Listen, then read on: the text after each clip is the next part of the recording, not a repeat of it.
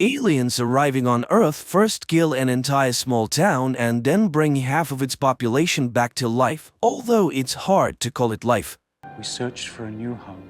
We found one. This planet.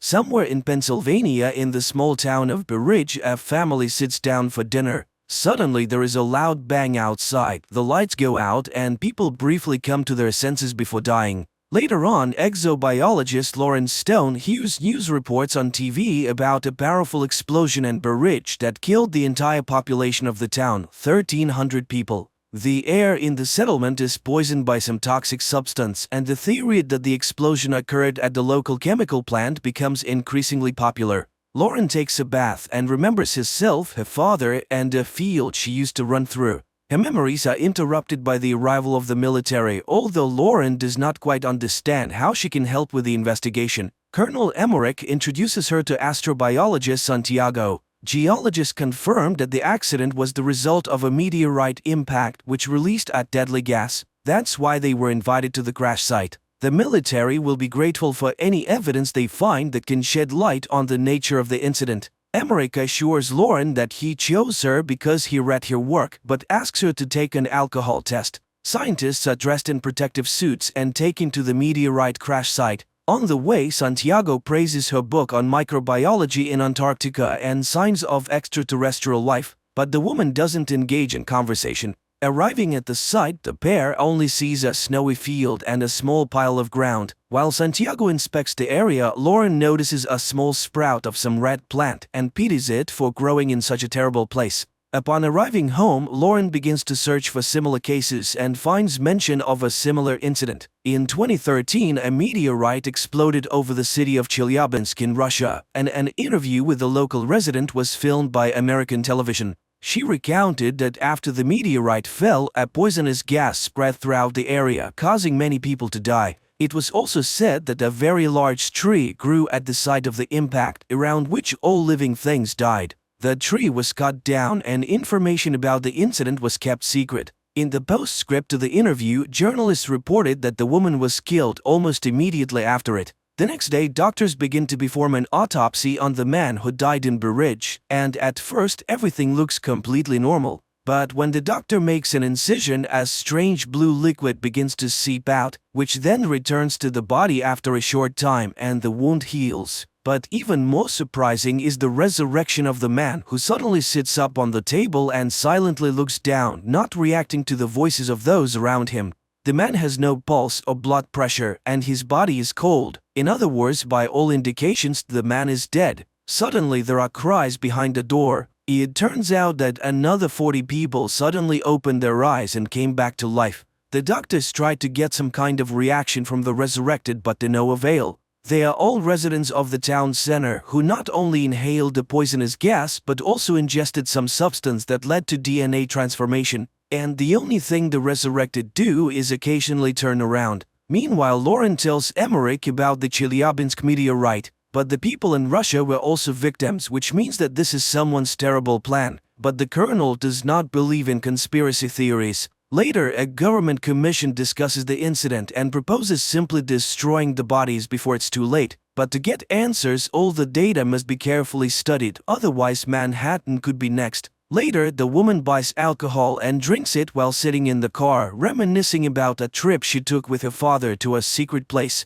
The next day, Lauren goes to a room where the revived people are sitting and, selecting a girl, tells her about a book her mother used to read to her when she was a child, who has long since passed away. At that moment, her phone rings and a photo of the red plant from the scene of the incident appears on the screen, and the girl suddenly grabs Lauren's hand. The woman tells her colleagues about this and suggests that the plant is to blame.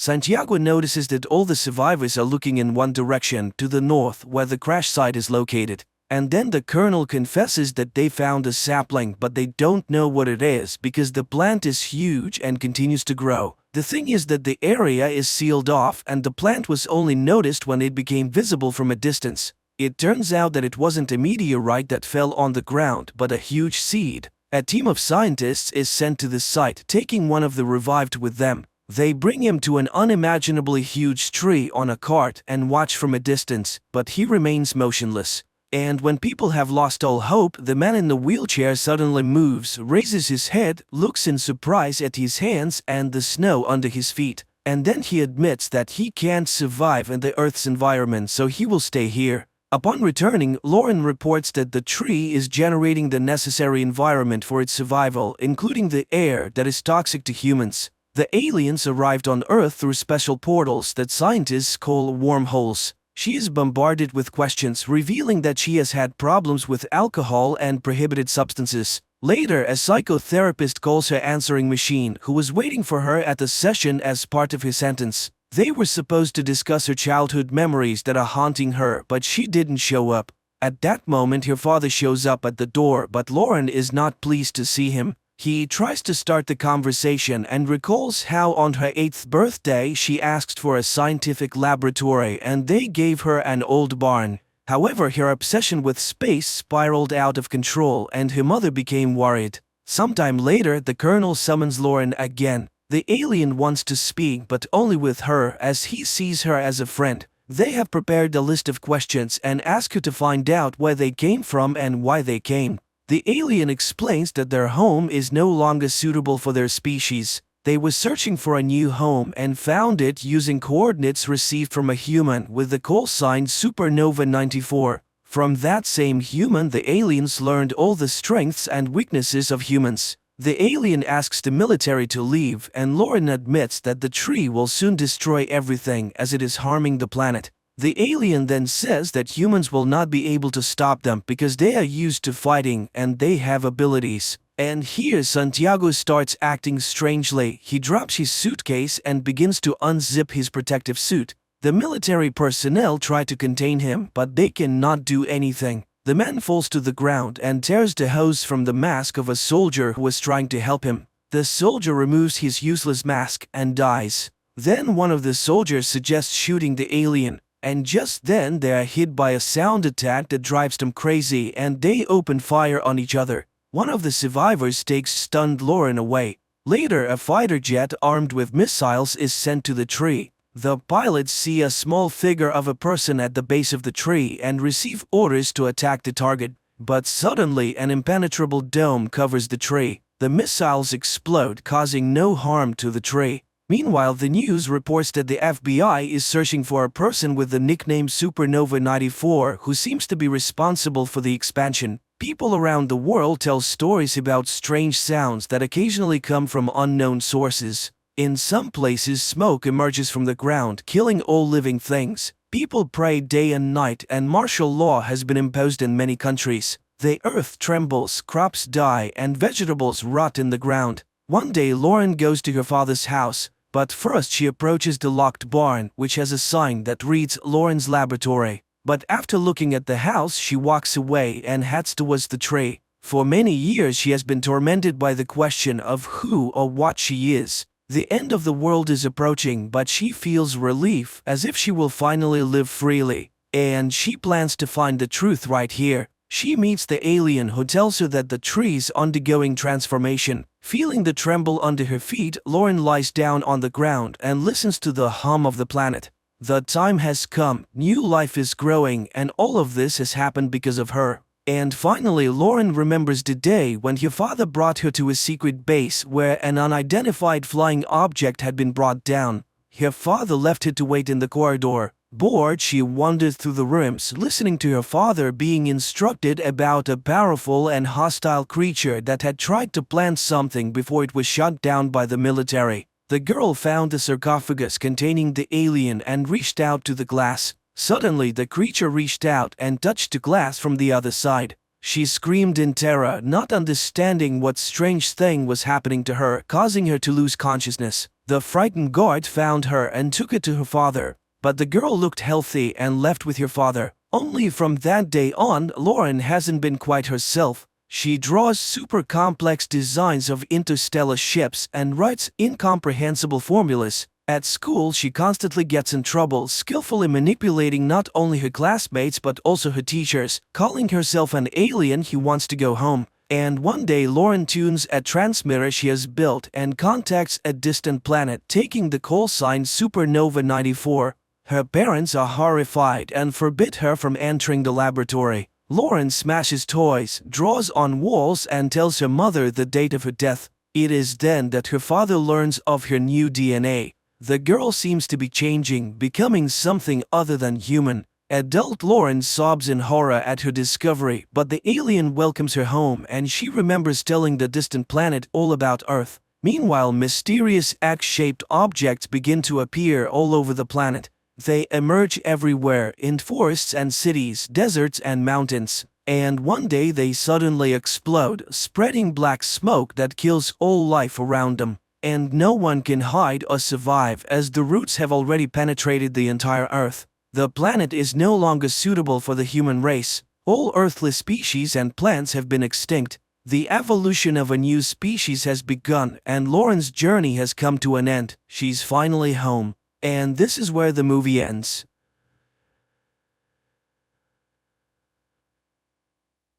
In the remote forests of Washington state, a young man tracks and kills a deer. Children of various ages, smeared with black soot, emerge from the forest accompanied by their father, Ben Cash, who announces, "Today the boy is dead, and in his place is a man."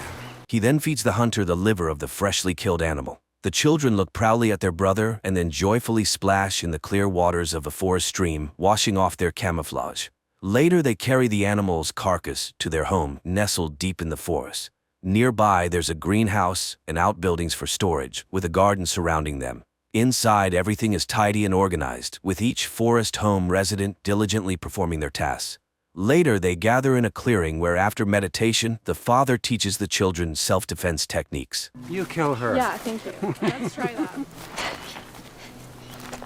In the evening, the family gathers around a campfire where the children read world classics and scientific literature. The father questions each child about the material, helping them understand everything from advanced mathematics to literary styles, and gives them assignments for the next day. Then he takes out a guitar. Everyone brings their instrument, and soon an improvised melody plays by the campfire, under which the children dance. In the morning, the family goes for their mandatory run along forest trails. Everything seems to follow a well-established routine. Later, the father and his eldest son, Bo, return from a trip to the nearest town for supplies.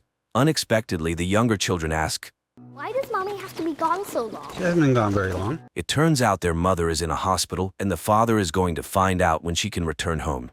In town, while Ben shops, local girls flirt with Bo. However, he doesn't know what to talk about with them, as his knowledge of political structures doesn't interest them much. So Bo goes to get the mail and finds several letters addressed to him, inviting him to the country's best universities. Meanwhile, Ben reaches his sister, who informs him that his wife Leslie has taken her own life. Returning home, he sits under a forest waterfall for a long time before coming out to the children to announce the tragic news. Last night, Mommy killed herself. While everyone weeps, Ben's middle son, Relian, grabs a knife and tries to attack his father, but then directs his blows at a tree, venting his anger.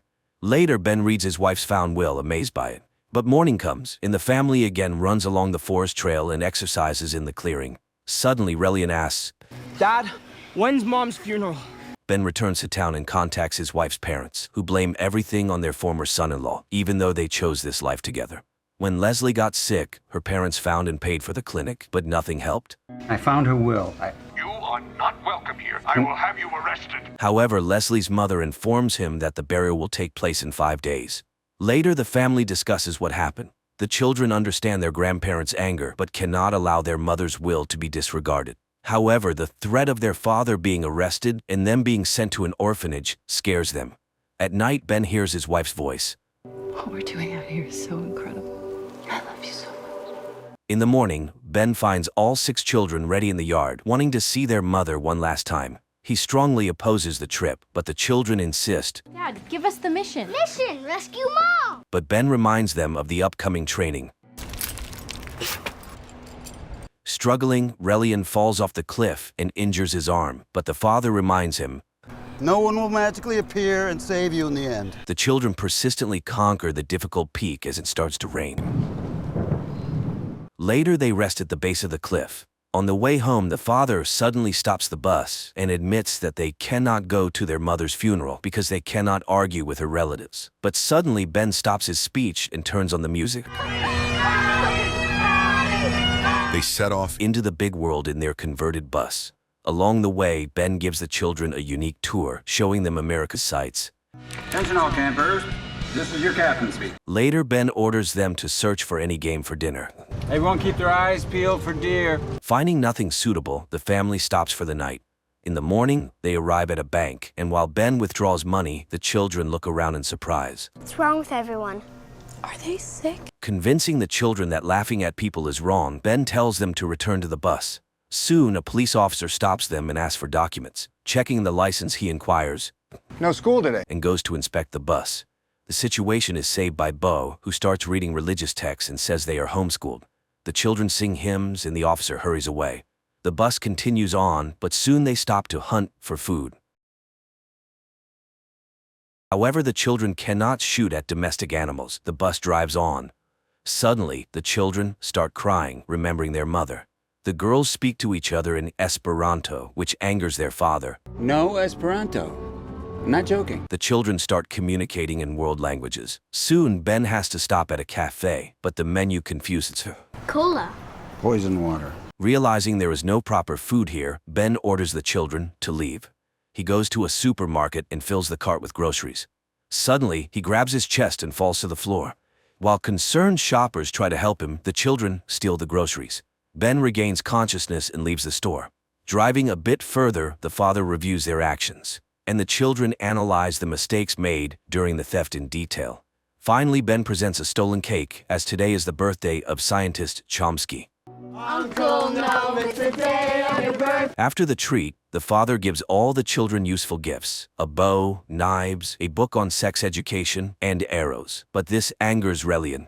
Why can't we celebrate Christmas like the rest of the entire world? The father doesn't understand why a mythical elf is more useful than a thinker and humanist. He offers his son to share his thoughts and convince him of the correctness of his reasoning. But the boy leaves. The family moves on. Soon they reach Ben's sister Harper's house. The woman is happy to see all her nephews, but their questions surprise her.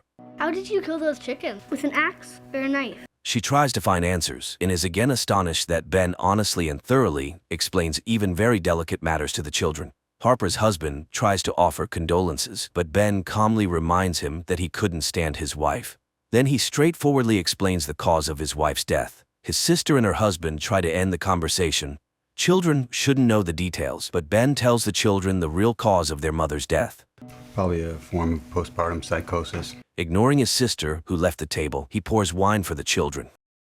Later, the children watch with curiosity as their cousins play video games. Ben argues with his sister, who cannot accept such democracy in parenting. I tell the truth to my kids. I don't lie to my kids. Protecting children. Harper believes that not sharing what children cannot understand isn't a lie. Her husband suggests postponing the conversation until morning, and Ben apologizes. Meanwhile, the children take their sleeping bags and set up for the night in the yard, despite having rooms prepared for them. In the morning, everyone gathers at the table, and Ben allows the children to play video games with their cousins. When the children leave, his sister and her husband try to reason with Kids Ben. need structure. They need to go to a real school. Then Ben calls his nephews and asks them questions about political science and history. The boys can't answer a single question. However, Ben's youngest daughter freely discusses these topics. Relatives are impressed by such knowledge and no longer object to Ben's way of educating his children. The family moves on. They soon stop to rest at a campground where Bo meets a girl. She is surprised by his unusual name, and he explains that his parents made it up. I'm Claire. Bodevin. Our names are unique. There's only one of us in the whole world. In the evening, they continue their acquaintance. The girl is surprised that Bo doesn't know modern pop music but loves Bach and cello suites. He lies that they recently lived in Paris and is amazed at her ignorance. He avoids questions about his mother and, after kissing the girl for the first time, declares his intention to marry her to her mother. I am ready for you, if you will have me. Will you be my wife? The mother leads the girl back to the trailer. In the morning, the bus pulls out of the parking lot and Bo waves to the girl and her mother. That day, they reach the church where Leslie's farewell ceremony is held. Relatives and friends mourn the woman when a group in bright clothes enters the church, stunning everyone. The preacher tells about Leslie, and when he mentions her husband, Ben takes the floor and reads his wife's will. First of all, Leslie practiced Buddhism. If nothing else, she had a sense of humor. Leslie's last will and testament. Finally, she asks to have her ashes flushed down the nearest toilet. Enraged, Leslie's father Jack orders Ben to be thrown out of the church. The children run after him while the preacher continues his sermon. Soon, Leslie's coffin is carried outside. Grandma and Grandpa hug the grandchildren, some of whom they see for the first time. Nevertheless, Jack forbids Ben to go to the cemetery, threatening arrest. Ben orders the children to get in the bus and follows the procession, though the children beg him to stop. No, I don't want to lose you! Hearing the last argument, Ben stops the bus. They drive to the suburbs and stop for the night. The man opens a bottle of wine and drinks it, sitting by the bus while his sons go to a sports field and remember their mother. Unexpectedly, Relian declares, Mom had psychotic episodes. Dad made her crazy. Dad's dangerous. Upset, Bo returns to Ben and shows him letters from all the universities in America, offering to accept him for study. Suddenly, the father accuses him of lying and secrecy, and Bo confesses, "It was Mom. I just want to go to college." Ben is stunned, knowing his son speaks 6 languages, advanced mathematics, and physics. What else can he be taught? But the son becomes furious. I don't know anything about anything! Later, he receives a note from his youngest son, who ran away to live with his grandparents. Seeing his father come for him, Relian accuses him of killing his mother. You killed Mom! I heard you fighting about where we live. Mom wanted to leave. Ben tries to prove to his son that they made the decision together with Leslie, but the boy is determined to stay with his grandparents. Ben orders him to pack, but the boy shouts insults and runs away. Ben follows, but an arrow lands right next to him. This is Jack stopping his son-in-law. They're going to be totally unprepared for the real world. Jack intends to file for custody of the children. Ben refuses to leave without his son, and then Jack calls the police. Ben has to leave. Later, he and the children hide in the dark, watching the grandfather's house. Then they send Vesper to rescue the captive. Unexpectedly, the daughter falls from the roof and crashes. A shocked Ben can't believe it happened. The girl is taken to the hospital. A vertebra is fractured. The doctor is very impressed by her physical condition, but the girl was very lucky. In the morning, Ben brings the children to Leslie's parents' house. He watches them interact with their grandfather. Her mother shows the last letters from her daughter. We created a paradise out of Plato's Republic. I'm going to get better out here. I know I will. Later, Ben tells the children they will stay here, but this causes outrage because this house is the opposite of everything he taught them. However, the father, frightened by Vesper's injury, realizes that his entire life was a beautiful mistake. It was too much. And I knew it. I'll ruin your lives. Ben unloads the children's belongings from the bus and says goodbye to Jack. He promises to arrange the children's lives in the best way. The man drives away. Sitting behind the wheel, he cries, looking at the empty cabin. Reaching a gas station restroom, he shaves off his long-standing beard. At night, he stops by the roadside, lights a campfire, and suddenly hears a voice. Shaved your face. And his children emerge from the bus, having hidden in the luggage compartment. The children want to save their mother and complete the mission, and the father gives in. The family goes to the cemetery and digs up Leslie's coffin, restoring the grave so no one notices the theft.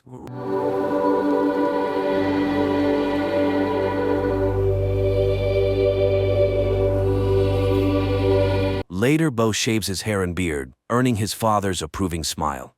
Soon the family takes Leslie's coffin to the seaside, where the children build a funeral pyre for her, and after saying their goodbyes, light it under their mother's favorite song.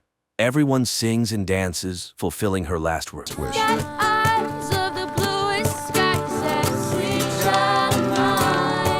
Sometime later, they go to the airport to see off Bo, who is flying to Namibia for volunteer work, and also flush their mother's ashes down the toilet according to her will. The father gives his son final advice. Always tell the truth. Always take the high road. Don't die. I won't. Later, the family settles on a farm, raising chickens in their bus. Ben tends to the farm and the children start going to school. The film ends here.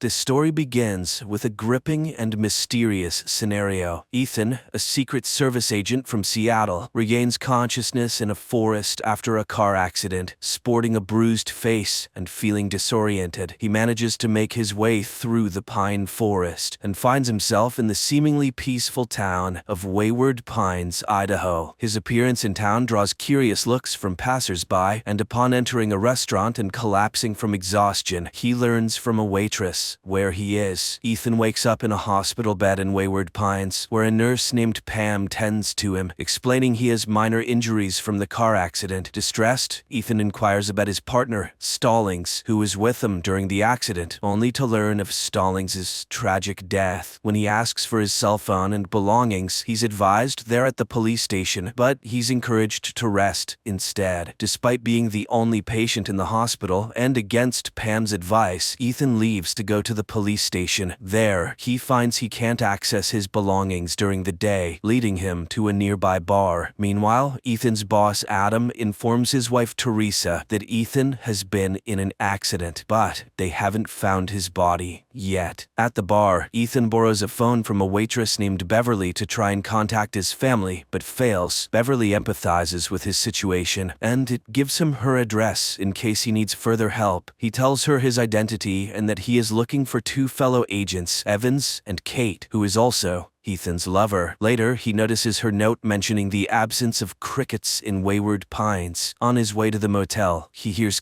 cricket sounds, but they are coming from a hidden speaker. The next morning, unable to pay for his hotel, Ethan visits Beverly's address only to find an abandoned cabin with the decaying body of Evans inside. Returning to the police station, he encounters an indifferent Sheriff Arnold who denies having Ethan's belongings and is unresponsive about the body. Ethan's attempts to make phone calls again prove fruitless. Back at the bar, Ethan finds a new operator and Beverly's mysterious absence. After an argument, Ethan is knocked unconscious. He wakes up in the hospital once more, this time restrained. Dr. Jenkins, a psychiatrist, insists on performing surgery due to a supposed blood clot. Despite Ethan's protests, injected with a sedative, he's left in the operating room. Surprisingly, Beverly rescues him, and together they knock out Pam and they escape the hospital. They reach a secluded wooden house where Beverly shares her own experience. She reveals she arrived in Wayward Pines in 1999, searching for an escape for a year. She also tells him she and Evans tried to escape, but he was killed. As Ethan falls under the sedative, he tells her it is actually 2014 now. Ethan wakes to find Beverly gone. Adam and investigators in Seattle are puzzled by the lack of evidence indicating Ethan's presence in the car during the accident. Meanwhile, in Wayward Pines, Ethan spots Kate, the other missing agent, at a nearby party. She appears older than he remembers, and Ethan cautiously follows her to a house that she enters with a man named Harold. When Ethan confronts Kate, she denies knowing him and warns him about the town's extensive surveillance with cameras and hidden microphones. Shockingly, she reveals she has been living in Wayward Pines for 12 years, leaving Ethan bewildered and alarmed. Determined to escape, Ethan steals a parked car, but his attempt to leave Wayward Pines is unsuccessful as he finds himself inexplicably back in town. Frustrated, he tries to flee on foot, only to be stopped by a massive electrified wall surrounding the town. Sheriff Arnold confronts him for the car theft and dismisses his claims of being a Secret Service agent. The next day, Ethan returns to the cabin where he found his colleague's body, still undisturbed. He discovers a mysterious notebook in his friend's boot, but is interrupted by Arnold, who arrives with a gun, claiming a forensic team is coming. Ethan is forced to leave and heads back to the hotel. At the bar, he unexpectedly encounters Beverly again. She covertly arranges a secret meeting and gives him money, hinting at a plan involving Evans's notebook. Using the money, Ethan visits a cafe and manages to call the Secret Service, only to realize the operator is an imposter. He becomes suspicious when the cashier hastily takes the banknote from him. Later, Ethan tries to connect with Kate at the toy store where she works. Despite his efforts, Kate remains distant and secretive, adhering to the town's strict rules against discussing the past. Ethan's confusion deepens when he visits Evans's home, where Evans's wife denies knowing him and claims she witnessed her husband's suicide. Seeking answers, Ethan confronts Arnold, who instructs him to stay at the hotel and informs him that Evans's body has been sent to the morgue. At the morgue, Ethan retrieves the notebook from Evans's clothes. In a startling turn, Ethan sees his wife, Teresa, and son, Ben being brought into the hospital on stretchers, but he can't find them anywhere. Dr. Jenkins warns Ethan that his condition is deteriorating and insists he needs surgery immediately. Back in Seattle, Teresa grows increasingly anxious about Ethan's whereabouts, with their son Ben suspecting Ethan might have run away with Kate. When she contacts Adam for information, he assures her of his efforts, but explains that the details are confidential, deepening the mystery and concern for Ethan's fate. The tension escalates as Ethan continues to unravel the mysteries of the town. He meets Beverly at their agreed location in Pine Forest, where she reveals that a tracking device has been implanted in him. Together, they remove the device in a secluded stone house. Beverly also shares the harrowing truth that Sheriff Arnold publicly executed Evans as a warning to the town. Ethan later meets Kate again, and despite his reservations, accepts an invitation to dinner at her house with Beverly.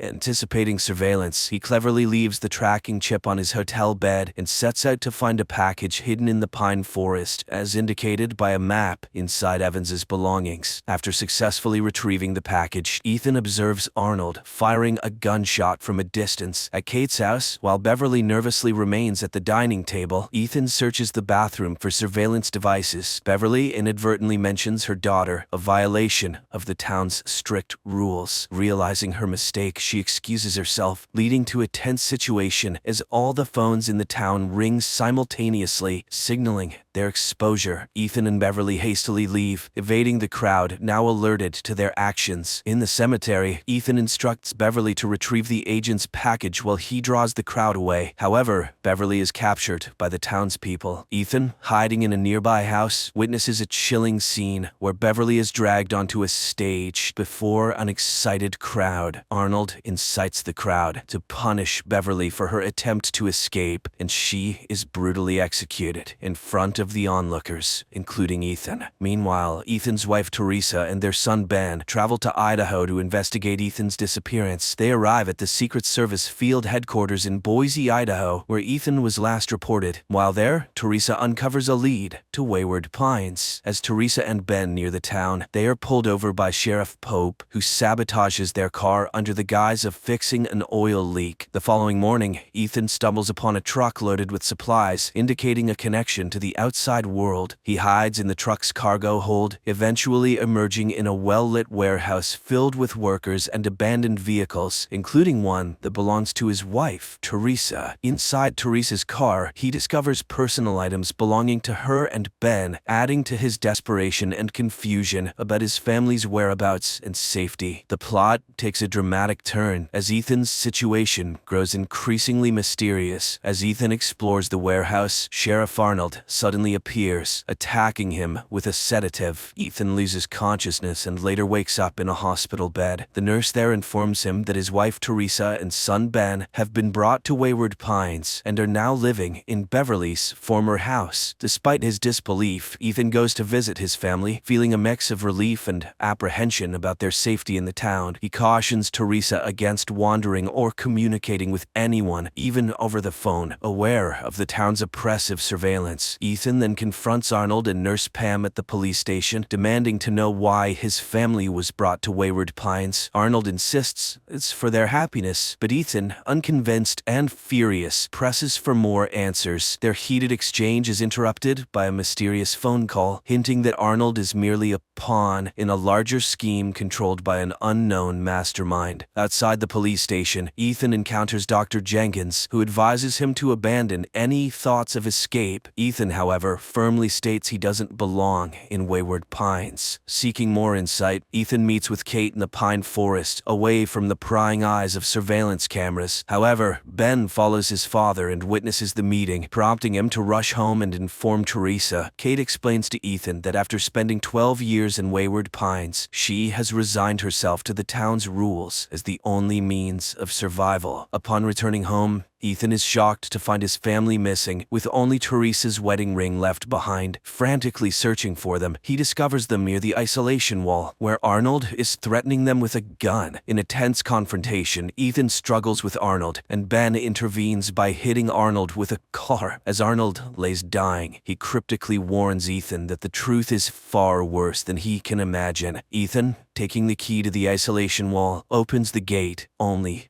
for a strange figure to snatch Arnold's body, accompanied by a creepy noise. Ethan quickly closes the gate and escapes with his family. Back at home, the family is deeply shaken. Ethan advises them to pretend to lead a normal life while they plan their escape. The next day, a mailman delivers a letter to Ben, welcoming him to Wayward Pine Academy, along with a uniform. Ethan, in need of a gun, visits the police station only to encounter the mayor, Brad, who warns him to follow the town's rules and avoid asking questions. Ethan is also congratulated on becoming the new sheriff, complete with a cake and a newspaper announcing Arnold's retirement. Reluctantly, Ethan plays along. Meanwhile, Ben attends Wayward Pine Academy, where he meets his teacher Megan, who is also the mayor's wife and a therapist specializing in molding the children's minds. Ethan, continuing his investigation, discovers hidden files on the town's residents, nudging him to delve deeper into the secrets of Wayward Pines. Soon after, the tension within the town continues to escalate. The residents capture a man named McCall, who is accused of spreading harmful ideas on walls. Nurse Pam pushes for a public execution the following night, but Ethan, now acting as the sheriff, strongly opposes it. In his office, Ethan interrogates McCall, but is interrupted by a phone call, leading him to reluctantly agree to execute McCall the next night. That evening, Ethan's son Ben sneaks out with his school friend Amy, indicating the younger generation's growing curiosity and defiance. Meanwhile, Ethan and Teresa have dinner at a local restaurant with the mayor and his wife Megan, where other town residents, including Pam, Kate, and her husband, are also dining. The celebration for the new sheriff follows, during which Pam takes the opportunity to congratulate Ethan, but also stresses the importance of upholding the town's strict rules. Ethan,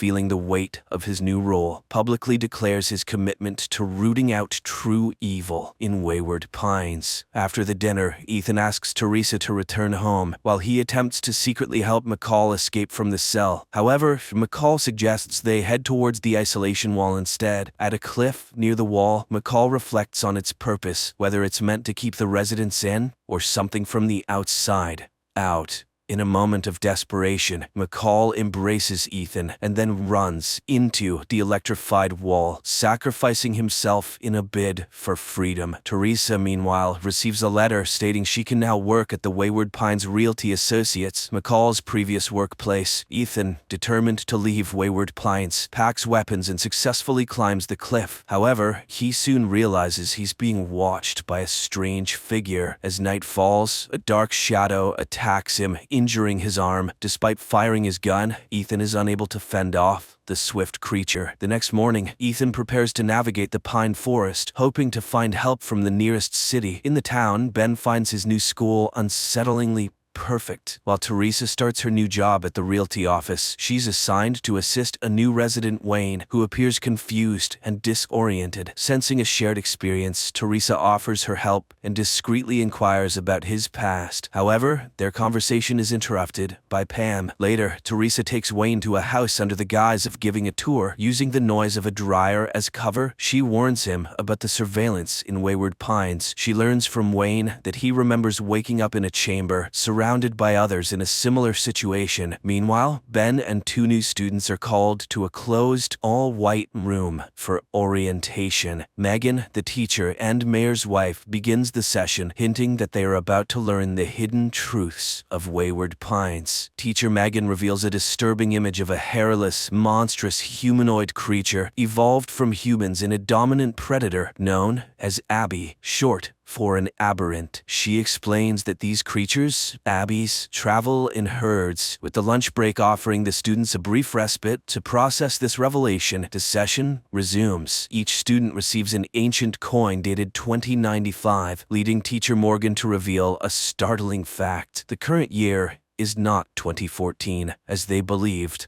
but 4028. She explains that their supposed accidents were actually deliberate selections to bring them to Wayward Pines. The residents, including the students, have been in hibernation chambers for over 2 millennia, chosen by the program's creator, David, whom Megan says is always watching over them, though they will never meet him. Ethan, feeling a constant sense of surveillance, ventures into the woods. He cleverly uses an animal carcass to mask his scent and observes the Abbeys. His journey through the pine forest leads him to the ruins of human civilization, confirming teacher Megan's revelations. Unexpectedly, he encounters a helicopter and meets Dr. Jenkins, who reveals himself as David, the architect of Wayward Pines. David urges Ethan to return to town promptly. My friends, the continuation of the story is now on the screen in front of you.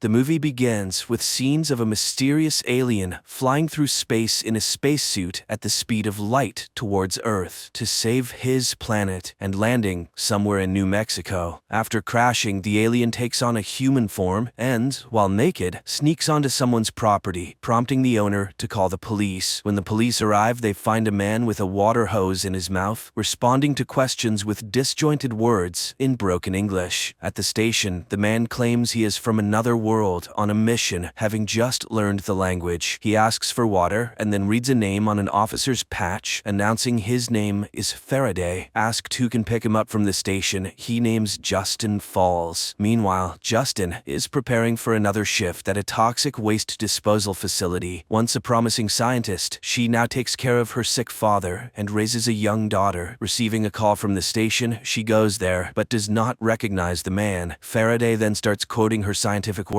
and confesses he needs her for his mission. Puzzled but willing, she vouches for the strange man. They release him, and his first stop is a pawn shop, where he vomits a large amount of gold rings. After getting money, he buys an antique device to determine his next direction. Faraday stuffs the bills in his pockets, but fails to notice them flying away. Some guys in a passing car get out to rob him. Justin sees this and tries to help Faraday, but the robbers knock a weapon from her hands. Faraday then grabs the gun and fires randomly, scaring the thugs. Cursing herself, Justin puts Faraday in her car, and he speaks again about their joint mission, giving coordinates for a message reception. Needing money, she agrees. Soon they stop at a gas station where Faraday finds water containers and joyfully immerses himself into them. He then sees a horse corral and confuses Justin by saying that on his planet, horses are predators. On the road, they stop at a cafe where Justin tries teaching Faraday decent behavior, eventually labeling him autistic. Faraday then surprises her by writing a futuristic equation on a napkin taught by Thomas Newton, founder of World Enterprises. On Antea, Faraday's planet, two races exist. Newton's race, the knowers, who invent and manage, and Faraday's race, the drones, who obediently follow orders. They drive on, and Faraday reveals his world is dying, and Earth doesn't have much time left either. Tired of his seemingly delusional talk, Justin drops him off and leaves. Faraday walks towards his destination and soon sees a huge black cloud forming a tornado. Justin, also seeing this, turns back to find Faraday when he finds himself in the eye of this storm, teleported to a forest where he meets Thomas Newton, who is also an alien from Antea. Newton has learned to create spaces only certain beings can enter. He warns Faraday to stay away, as agents are hunting him. In response, Faraday reproaches the teacher because all of Antea was waiting for his return with water. But time passed, and there were fewer and fewer Anteans left. They considered Newton a traitor and even decided to erase his name from memory. But Faraday believes him. Then Newton advises Faraday to introduce a virus into Antea, which he calls humans, and most importantly, to see everything through the eyes of a human, but not to get attached to earthly life. He sets Faraday a goal: reclaim the company taken from him, because there lies the key to salvation, but he will need Justin's help. Meanwhile, the woman tries to take shelter from the hurricane in her car. Suddenly, everything calms down, and she sees Faraday in front of the car, looking intimidating and repeating only one word: origin. Terrified, Justin drives away. Faraday sets off on foot and soon reaches the familiar cafe. The waitress recognizes him, offers water, and finds out for him that Origin is a corporation in Seattle. Meanwhile, CIA agent Clay receives a dinner invitation confrontation from his boss and foster mother Finch. He recently made a mistake resulting in a child's death, and now only success in a new case can save his job. Finch tells him about the strange tornado, which was actually a dialogue in the form of signals sent and received from space, something that last happened 40 years ago. Back then, Dr. Papel, who now lives in Alaska, was involved. Clay must go there and find out everything he can. At the same time, Faraday takes a taxi to the airport and, realizing he needs documents for the flight, steals them from the driver. But upon entering the terminal, he suddenly feels very ill. The radiation from the passenger and luggage scanning systems affect him. He vomits a large amount of water and loses consciousness. Justin is called by the police to pick up Faraday, who is now in her jurisdiction. She arrives to find him pleading to be taken to Seattle, as the tornado was a message. She finally believes he is an alien. Faraday explains that the Origin Corporation has blueprints for a device that can save Antea. As a nuclear fusion expert, she can help him build it. Justin takes Faraday home and introduces him to her family. He is baffled by why people keep useless old people instead of disposing of them. At home, Justin's father Josiah plays his favorite jazz, which delights Faraday. Meanwhile, CIA agent Clay makes his way to Alaska and finds Papel's house, but he is immediately struck on the head and loses consciousness. The young man comes to, tied to a chair with his mouth taped shut. The mad old man cuts him to make sure he is human. Papel is convinced the agent came for the film. He starts to recall Newton, whom he turned into a psychopath. Then, Clay manages to free himself, but the old man grabs a rifle and, threatening the agent, suddenly shoots himself. At the same time, Faraday, sitting at a table, watches the traditional prayer in confusion, not understanding who Josiah is talking to. Josiah regrets his daughter abandoning her scientific work. Faraday cannot understand why she wastes her potential on a worthless old man. An upset Justin takes her daughter to a neighbor. Faraday stays with Josiah. He looks at the old man and then reaches out to him. Justin sees flashing lights and runs to the house, finding Josiah standing on his feet while Faraday convulses in a corner, saying they can now go to Seattle. Father and daughter rush to him and find the alien completely dehydrated. They carry him to the bathroom where he drinks greedily. Then he suddenly falls. A black substance emerges from him, rises into the air, and disappears into the ventilation. After that, Faraday fully recovers. In the morning, Josiah, for the first time in years, gets himself ready and insists his daughter take Faraday to Seattle, gifting him a suit and a hat. On the road, Faraday explains they need to infiltrate the Origin Corporation's vault and find Newton's 10th project. The woman is skeptical, so Faraday asks to stop the car, approaches a long broken oil derrick, extracts a glowing sphere from himself, and inserts it into the machine's engine. The oil derrick starts working, and the alien explains that it is quantum synthesis, which can operate for hundreds of years. He used this energy to travel to Earth. Newton's project will provide the necessary energy, restore Antaea's core, and enable the recreation of water. Earth is currently on the same path, and Justin was very close to solving the mystery. Meanwhile, in Alaska, Clay finds an old projector and a film reel showing an experiment on Newton, where his face was removed. The shocked agent burns down the old psychiatrist's house. Faraday and Justin stop at a hotel for the night. The alien lies on the water in the pool, looking at the stars, and predicts Earth's imminent doom. Then, Justin sets a condition. She will help achieve the goal, but the device's blueprints must remain on Earth. Faraday agrees and informs her that they need to find Hutch. It turns out Hutch is the dismissed brother of the Origin Corporation's manager. However, seeing Faraday's calculations on a napkin and hearing Newton's name, he refuses to have anything to do with them. Clay meets with Finch. He has traced Newton's entire path. The US government practically stripped Newton, who amassed a fortune and founded Origin, of everything, replacing him with their own person while torturing the alien himself. Newton then disappeared after speaking about the project. Now, another similar entity has appeared. Finch reminds him of the case's danger, but agrees to assign him the investigation, providing him with an analyst, Elizabeth. At that moment, Hutch finally comes to Justin and Faraday. He recalls Newton's projects and tries to convey to the pair what will happen if quantum energy is used on Earth. It would mean the death of the entire energy system, the ruin of oligarchs, and the closure of power stations.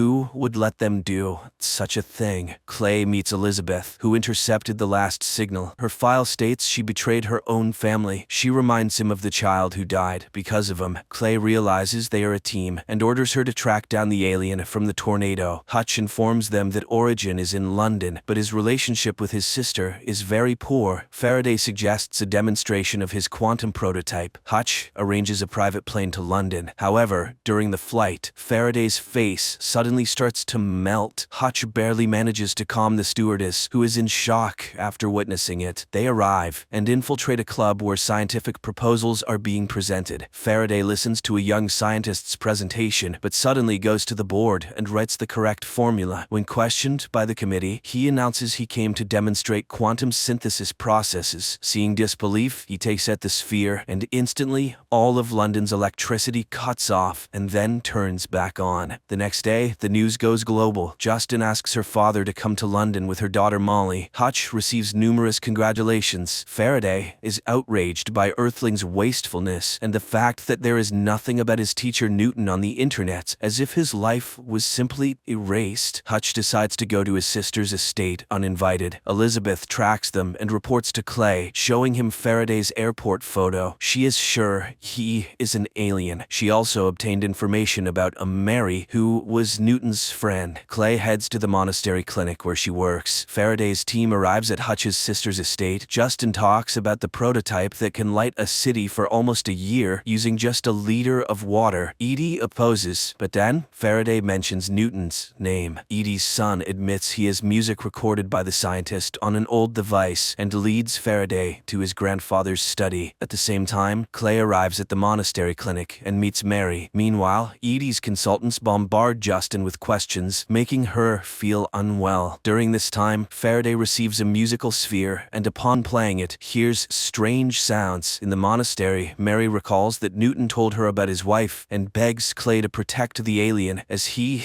is a miracle. Faraday realizes that the sphere contains Newton's farewell to his wife. It is so touching that tears well up in the alien's eyes, although he does not know what they are, and he throws the sphere away. Antaeans understand each other, but do not feel. Faraday wonders how humans can live like this. Meanwhile, Clay visits Edie and reminds her that her father was a CIA front. Therefore, she will have to make a deal with Faraday, who will build the required machine. Edie finds herself having to agree, but in retaliation, she tells everyone that Justin killed her assistant in an attempt to unlock quantum energy. The young man received a lethal dose of radiation because she didn't wait for safety confirmation. However, Faraday declares that he will work only with Justin. Edie is forced to sign the agreement. Justin admits that the deceased young man was the father of her daughter, Molly. Later, Faraday recalls saying goodbye to his family, his wife, and 2 children, and promising to return. He urges Justin to hurry, but she is determined to first bring her family here. Hutch and Faraday arrive at the research center, where all materials related to Newton's project are brought. Simultaneously, Clay's team sets up their laboratory, where they can monitor Faraday's work. He has become a real Steve Jobs, demanding high results from employees. Soon, his team creates a construction that will shield the device from electromagnetic fields. Immediately, all of Clay's equipment shuts down. Faraday suddenly realizes something is wrong. Newton planned to obtain energy from tritium, but its decay period is too short. It seems Newton was creating nonsense. Faraday simply won't have time to save the planet. While pondering this, an elderly lady suddenly addresses him, confessing she worked with Newton. Her name is Watt, and she is ready to help Faraday. Meanwhile, Justin brings her family to London and arrives at the laboratory to organize things. Josiah suddenly starts noticing changes in himself. He foresees an accident and pulls his granddaughter Molly off the road in time. In the evening, Faraday admits he is getting nowhere. He finds more and more differences between Antaea and Earth. Here, people rarely follow instructions. He leaves the house, remembering his planet and flight, and again encounters Watt. She leads him somewhere, confessing she knows he is a drone. Josiah gives his daughter the materials he saved from her work. Watt tells Faraday say that Earth and Antea once collided in space, after which Earth absorbed part of Antea, but Antea also received a piece of Earth, awakening the human within some Anteans. The pair heads to the laboratory, where Watt reminds him of Newton's words about the virus, humans, which drone Faraday did not hear. Therefore, his children are dying now. Angered, Faraday pushes the woman away, and she starts destroying everything around. Elizabeth, watching all of this, is puzzled, as Faraday is absolutely alone in this laboratory. Then, the alien realizes the woman is just his imagination, suggesting what to do next. He goes to Justin because he has deciphered the project. Justin shows him her equation, where she replaced tritium with another substance. Friends, the continuation of the story is now before you on the screen.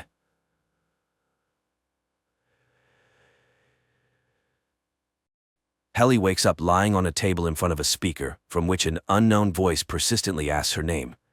The girl tries to come to her senses and understand what's happening, but the voice doesn't answer her questions, repeating the same thing and insisting that Helly must undergo a short survey.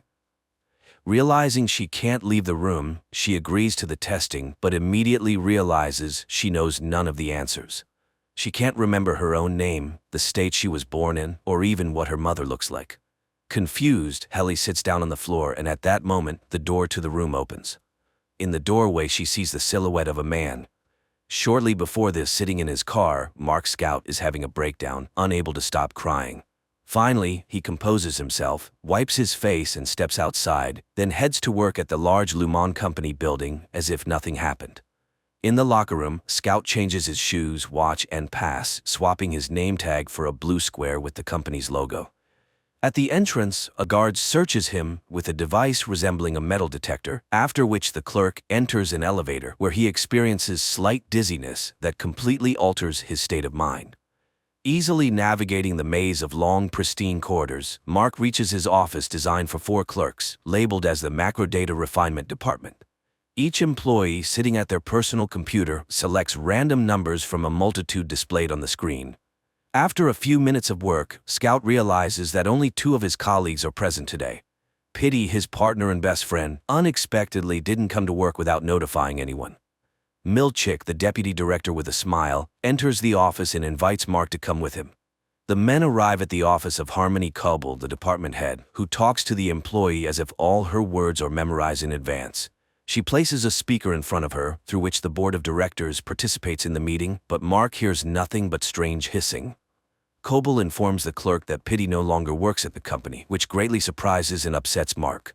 No explanation for the news follows, but Mark is appointed the new team lead, replacing his good friend. Immediately after the appointment, Milchick leads Mark to a room with a microphone and monitors, where he will greet a new company employee for the first time.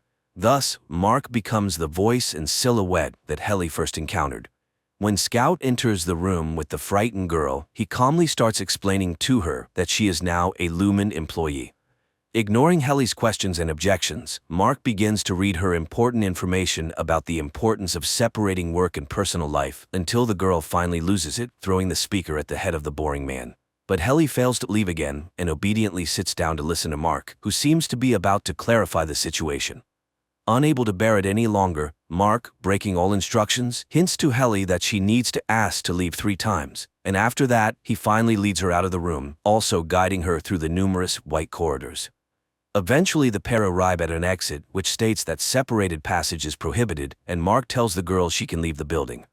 However, when Helly steps out the door, she finds herself in the same place she just left. Mark takes Helly to Harmony's office, who welcomes the new employee and gives her a disc, which should finally clarify everything. On it, the girl sees herself addressing herself, saying that she voluntarily participates in a program to separate consciousness into work and personal, where in each reality she will not remember another one.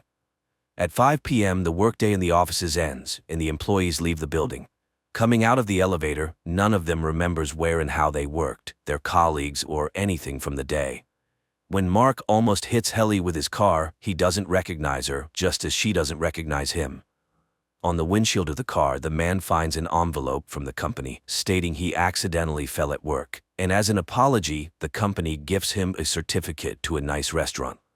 Naturally, he also doesn't remember that the bruise on his forehead appeared after interacting with Helly. Returning home, Mark confronts his strange neighbor, Mrs. Selvig, after which he plans to spend the evening as usual in front of the TV. But his pregnant sister Devon arrives and drags him to a dinner party with friends to shake up her relative who, in this reality, cannot get over his wife's death, which led him to agree to the severance procedure to sometimes forget his pain. The company gathers at the table of the strange hosts, who announce a dinner without food, serving only a glass of water.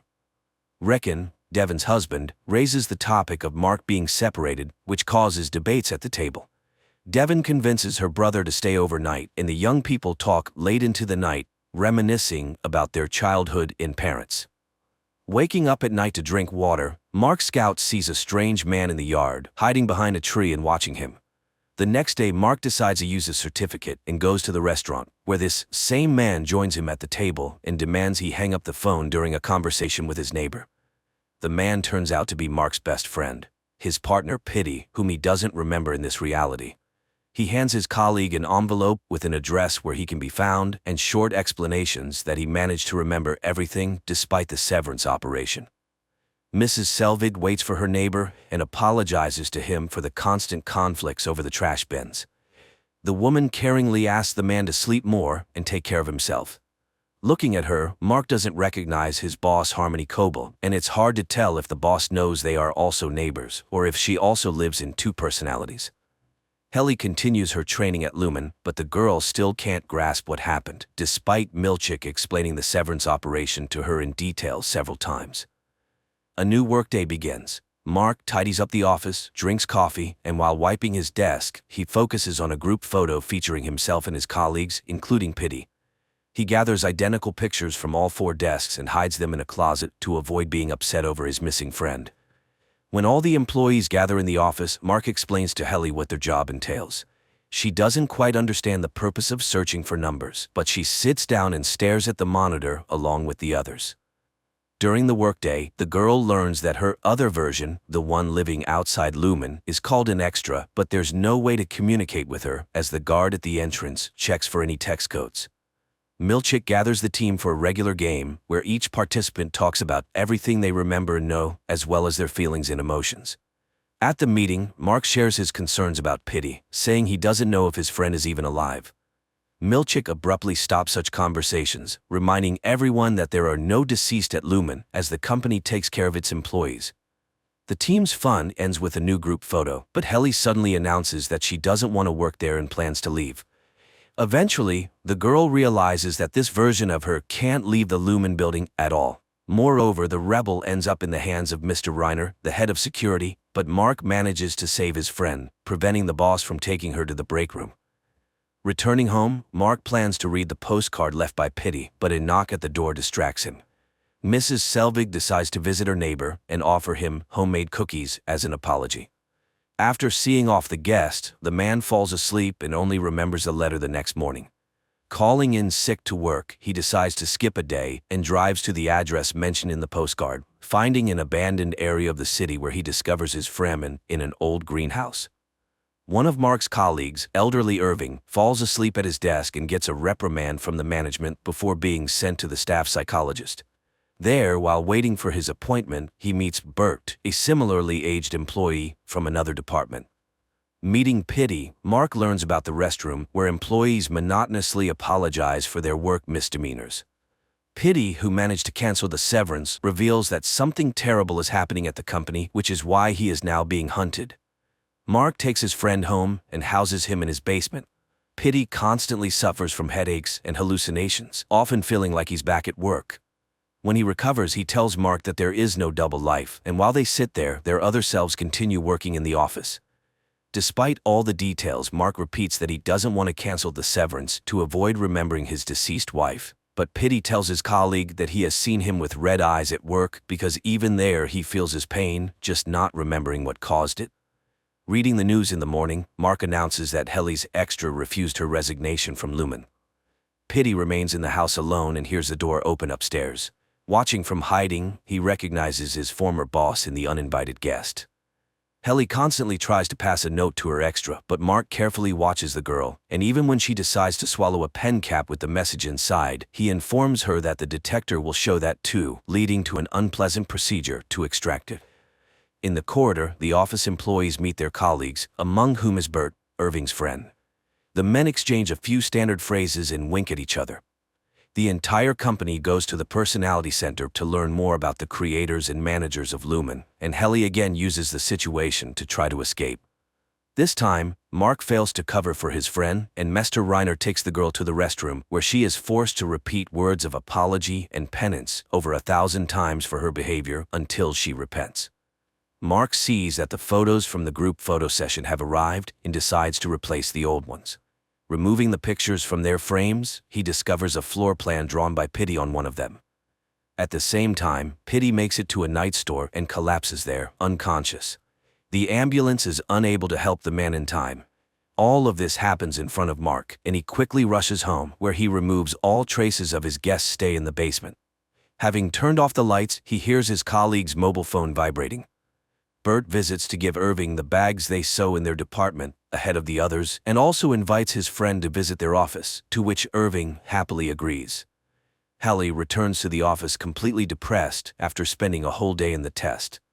Mark tries to reason with his friend and make sure she doesn't provoke conflicts anymore, but finding the photo with the floor plan drawn by Pitty in Mark's desk, Helly accuses her colleague of hypocrisy as he convinces her to accept their situation, yet keeps such things himself. Bert shows Irving paintings in his department and at one point touches his friend's hand, after which Irving embarrassedly runs back to his workstation. Devon's husband leaves a gift on Mark's doorstep, his own book about the meaning of life without severance. However, when Harmony broke into her neighbor's house, she took the book and brought it to work. Returning to the office, Irving noticed the bright cover, but besides the book itself, he was surprised by something else. The first page had a dedication stating the book was intended for Mark Scout. Irving brought his colleague to explain what this all meant, but naturally Mark could not remember his relative or anything from his external life. Not wanting to give up, Helly found a paper cutter in the office and, threatening to harm herself, demanded permission to record a message for her extra. Receiving a response, she realized that it was not so much about the company as about herself. The response from Helly in the outside world was such that she should obediently continue her work at Lumen. Pitty's hidden phone in the basement keeps vibrating, but seeing an unknown number on the screen, Mark hesitates to answer the call. Mark goes to the funeral home to say goodbye to his friend and is surprised to see his neighbor Mrs. Selvig there, who also did not expect to meet him. Both lie to each other about the reason for their visit, but the woman keeps an eye on her neighbor. At the ceremony, Mark meets the deceased friend's ex-wife and daughter, and they immediately guess where the man knew their family head from. Waiting for everyone to be occupied with saying goodbye, Harmony sneaks up to the body and extracts the severance chip from his head. Arriving home, Mark changes his mind about going in and drives to the place where his wife once died. Harmony brings the chip to work and entrusts Milchick to check it in the laboratory to find out how the man managed to cancel the severance. Also, the woman calls Casey, asking the staff psychologist to conduct a session with Mark, as she fears he will also be tempted to cancel the severance. Locked in the bathroom, Mark reads the stolen book about the meaning of life. When it's time for the session, the man obediently comes at the appointed time. The psychologist lights a candle that Harmony stole from a box with personal belongings of Mark's deceased wife. The boss herself watches the conversation through a monitor. Helly, after saying goodbye to her colleagues, goes home. In the elevator, the girl brings a trash bin and a rope, as she can no longer endure the monotonous days without the possibility of liberation. Tying the rope to the elevator ceiling, the girl knocks the trash bin from under her feet. Mark calls the elevator at the end of the workday, and when the doors open, he sees lifeless Helly. Trying to save his colleague, he calls for help, and Mr. Reiner appears immediately, ordering Mark to quickly get into the elevator to avoid additional witnesses. Coming to work the next day, the first thing Mark remembers is the incident with Helly. Stepping onto the floor, he is immediately taken in by Harmony and Milchick, who reprimand the department head for not keeping an eye on his employee.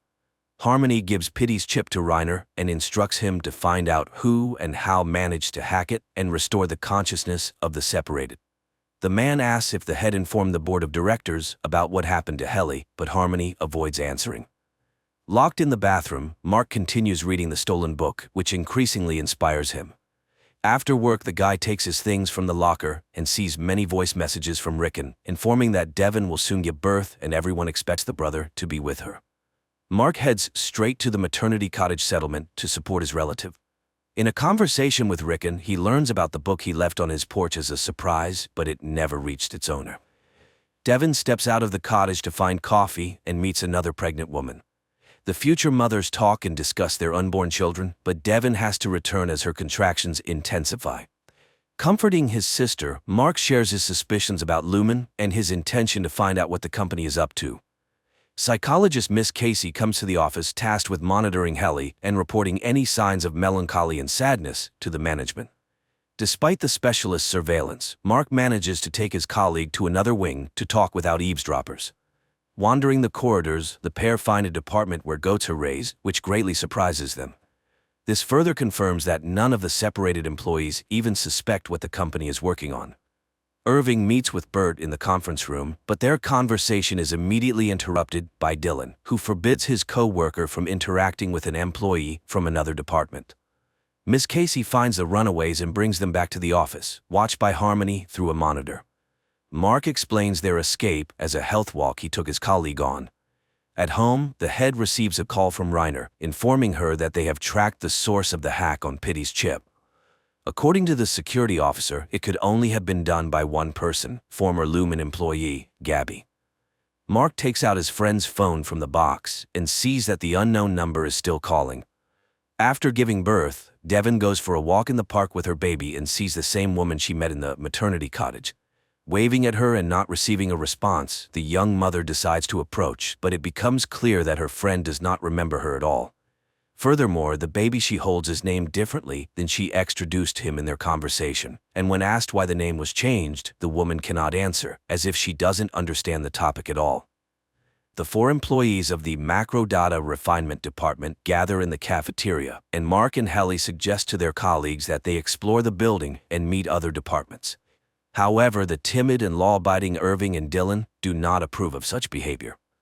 Harmony summons Mark and informs him that Miss Casey has been punished and sent to the restroom for not keeping an eye on Helly on the day Mark took her out of the office. The 4 decide to meet Bert's department and find out what they do. While the colleagues get acquainted, Dylan explores the unfamiliar office and finds interesting cards. He manages to slip one into his pocket before an unhappy Milchick arrives to return the curious clerks to their workplace. Back in the office, they are greeted by Harmony. After solemnly singing the Lumen anthem, the head sends Mark to the restroom, where he meets an exhausted Casey. Devon looks for a lactation consultant, and her advertisement is answered by an experienced nurse. When she arrives at the home of the young parents, the woman recognizes her as her brother's neighbor, Mrs. Selbig. As soon as the helper takes the baby girl in her arms and she stops crying, the couple trusts her, and Devon doesn't question how Selbig ended up there. A boy sits in front of the TV with cartoons, closing his eyes and counting to 1,000, starting to lose count. Dylan sits in the locker room not understanding where he is, and Milchick appears, demanding to know where the clerk hid the card from the neighboring department. Suddenly, a boy bursts into the closet and jumps on Dylan's neck, calling him Dad. The man realizes that his work consciousness has been transferred to the life of his extra, and this is what his life outside Lumen looks like. Waking up at night, Mark turns on Pity's phone and answers the call. A woman's voice understands who she is talking to and arranges a meeting. Arriving at the college, Mark meets Gabby. She was the one who installed chips in all the separated, and now she's trying to fix the situation. During the conversation, Reiner appears out of nowhere, but the woman deals with him, explaining that he poses a threat to everyone trying to pull the separated out. Gabby sends Mark home and promises to contact him to help him retrieve his another personality that is constantly at Lumen. She hands the clerk Reiner's pass, which is untraceable and opens any door, and instructs him to take it to work, hoping that the other Mark will understand how to use it. Arriving at work, Dylan inquires Milchick about what happened and who the boy was who called him Dad. The man can't think of anything else, realizing he has a different life going on somewhere else. The supervisor tries to gloss over the question, and knowing Dylan's love for rewards and incentives, promises him special bonuses, explaining that it was a random activation that went a little off plan. The employees learn that they are now working under lock and key to prevent wandering the corridors and interacting with colleagues from other departments. Harmony visits Devon's house daily as a consultant, but in reality, she tries to gather more information about Mark. Over a cup of tea, she finally learns that the man has questions and doubts about his job and already regrets having separated. Milchick comes to the office and announces a 5-minute music and dance event to keep the team's spirits up. During the dance, Mark discovers a pass in his pocket, but realizes it's probably a handover from his extra, so he hides it back to use at a more opportune moment. The music break abruptly ends as Dylan attacks Milchick, demanding he tell him about the son he accidentally saw during the switch. The clerk tells his colleagues about his awakening and how he saw his son, and now he wants to cancel the severance. Helly realizes there is some way to awaken and only needs to find out the details to return to normal life. Of the four, only Irving disagrees with breaking the community's rules, also trying to dissuade his friends. Using Reiner's card, the group exits into the corridor, but Irving leaves his friends and heads to the neighboring department to find out what happened to his friend Bert. Mark and Helly decide not to waste time and find the control point, which can manage all Lumen employees. Taking the manual with them, the pair returns to the office to avoid being caught by Harmony. Irving arrives at the other department and finds himself at a party celebrating Bert's retirement. Horrified, he realizes he will never see his friend again and tries to explain that the only way to leave Lumen is for one reason, but everyone pretends not to hear his arguments. Dylan studies the instructions, and the employees find out that not everyone can switch. Someone has to manage the process from inside. The guy volunteers to do this so that everyone else can escape to the outside world and find those who can help them cancel the severance. Returning to his department, Irving tells his friends that he will look for a way out with them, wishing to erase Lumen from existence. Irving's extra sits on a bench in the park with his pet. Returning home, the man approaches the easel and paints a picture using only black colors. Dozens of absolutely identical black paintings already stand against the walls. Harmony calls Mark and schedules his last session with Mrs. Casey, supposedly to close the quarter. In the office, the man learns that the psychologist is working her last day and is being replaced by another specialist. The employees await Dylan's waffle party, planning to use this time for the switch. Trying to act as calm as possible, they rehearse their escape plan. The board of directors learns about the incident with Helly in the elevator and suspends Harmony from managing the company. Using the stolen pass, Mark sends his friends outside one by one, leaving himself for last. Dylan heads to the waffle party, then sneaks away to the control center to start the operation. Each employee, once in the outside world, must carefully study their extra's life and figure out who in their circle they can ask for help. Harmony, devastated by her dismissal after so many years of loyal service, is at home when the doorbell rings. Resuming her disguise as Mrs. Selvig, she opens the door to find Mark, who inquires if she'll attend the event Devon and Rickon are organizing for their book release. Initially citing poor health, Mrs. Selvig eventually agrees to attend, saying she'll arrive a bit later. When she arrives at the party, she tries to stick close to Mark to learn why he wants to leave Lumen. Dylan breaks into the control room and locks himself in, preparing to launch his friends. Reaching the controls, he pulls the levers and the process begins. Finding himself in Devon's house, Mark's extra doesn't recognize anyone. The same happens with Irving and Helly. Irving finds himself at an easel with a black canvas, while Helly is at a reception among influential people. After learning from the guest that Devon is his sister, Mark tries to speak with her alone for help, but he can't manage it due to the crowd and commotion in the house. Exploring his apartment, Irving realizes he's alone except for his dog. He finds military awards and a locked chest containing items and photos of his son who died in the war. Helly's situation is the most complex. While examining the hall, she realizes she's not just a participant in the severance program, but a direct descendant of Lumon's founders, the daughter of the current company owner. Her extra is supposed to give a speech today about the benefits of having two entities and not wasting personal life on work. At the bottom of the chest, Irving finds strange records and a map with many marks. It becomes clear his extra has long been trying to unravel Lumen's mystery. Gathering everything, he finds car keys and plans to drive to Bert, whose name he found marked on the map. Guests at Devon's house attentively listen to Rickon, but Mark is preoccupied with finding help. Noticing his boss, he doesn't immediately realize she shouldn't be there. Addressing Harmony by her last name, he inadvertently reveals himself and his plan. In a hurry, he runs to his sister, leaving Harmony in confusion. Devon hands the baby over to the feeding assistant and finally makes time for her brother, who tells her that it's actually his another person and he urgently needs help to get out of the trap. The woman doesn't fully understand what's happening, but she tells Mark that her brother decided to have surgery, unable to cope with the pain of his wife Gemma's death. Helly, watching her own interview on huge screens advocating the benefits of severance, feels dizzy and hides in the restroom, where her father finds her and expects a vibrant and emotional performance. Mark asks his sister about his boss from Lumen being at her party, and based on Devon's description, realizes she has entrusted her child to a terrifying woman. Rushing out of the room, Devon begins searching for her daughter but finds neither the nanny, her car, nor the girl. Eventually, a guest finds the baby carrier in an empty room. Meanwhile, Harmony races to Lumen, simultaneously calling Milchick to inform him of the emergency. The 3 employees have escaped to the outside world. Milchick rushes to the control room, trying to negotiate with Dylan to open the door. Realizing that bonuses and incentives won't work in this situation, the supervisor promises to tell him not only about the boy from the closet, but also about his 2 children. Dylan remains steadfast, but Milchick understands he needs to enter the room, so he cuts the belt Dylan used to lock himself in. Arriving at the specified address, Irving sees his friend from the neighboring department relaxing with a companion in his own home. Helly prepares to go on stage, intending to tell everyone the truth. Mark, left alone in the room, decides to look at family photos, and on one of them, he sees himself with his deceased wife. To his horror, it turns out to be Mrs. Casey. Harmony manages to arrive at the gala event and tells Helly she knows everything. Unfazed, Helly whispers her plans to her boss and takes the stage, despite threats that she will make her friends suffer. Irving decides to step out of the car and knocks on Bert's door to tell him the truth about working at Lumen. Mark tells his sister that his wife is alive and he knows where to find her, while Helly starts speaking from the stage, revealing that all the sweet stories about severance are pure lies and that extras suffer, trapped. At that moment, Milchick cuts the belt, bursts into the control room, and pushes Dylan away from the levers. All the escapees return their extras consciousness of personal life.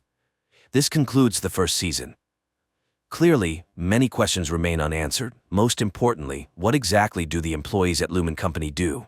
Hopefully, we will get the answers in the second season, set to release in 2024.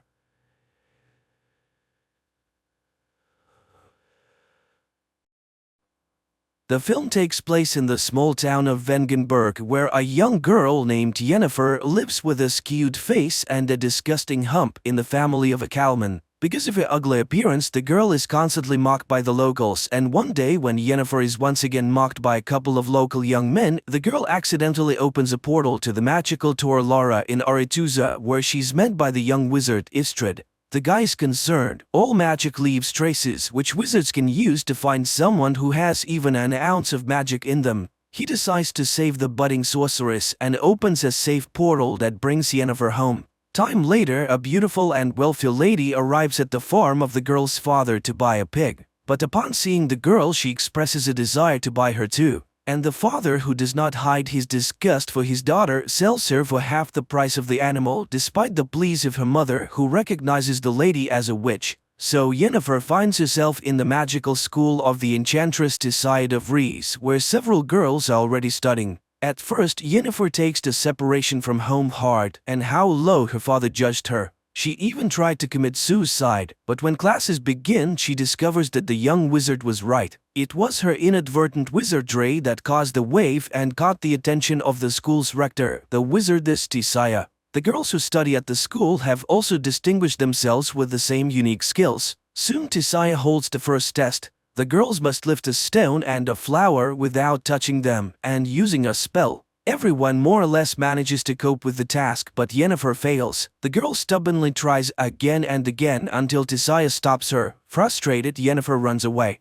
Later, she finds Istrid in the cave and tells him her name. Sometime later, Tissaia trains her female pupils to recognize man's greatest fear. She sees the girls in pairs and orders them to look into each other's eyes until they get inside their rival schemes. Yennefer pairs up to encourage the girl, but she again fails. Tissaia is enraged. Yennefer is useless. And this is because she's lying to herself. Even if she were a beauty, no one would love her. Although she's not the only one to whom she has problems, Yennefer shares the problems with her only friend, Istrid, who talks about her schooling. He too was having a hard time with everything. The boy offers to read his mind, and the girl succeeds. One night, Tisai wakes the girls in the middle of a storm and takes them to the Tor Lara, the most powerful magic place in the continent, entrance to which is only open to members of the Wizard Brotherhood. Today there will be a test in the art of controlling the flows of chaos, which requires catching lightning in a bottle. The girls do not believe in such a possibility, and some get strong discharges even after catching the lightning.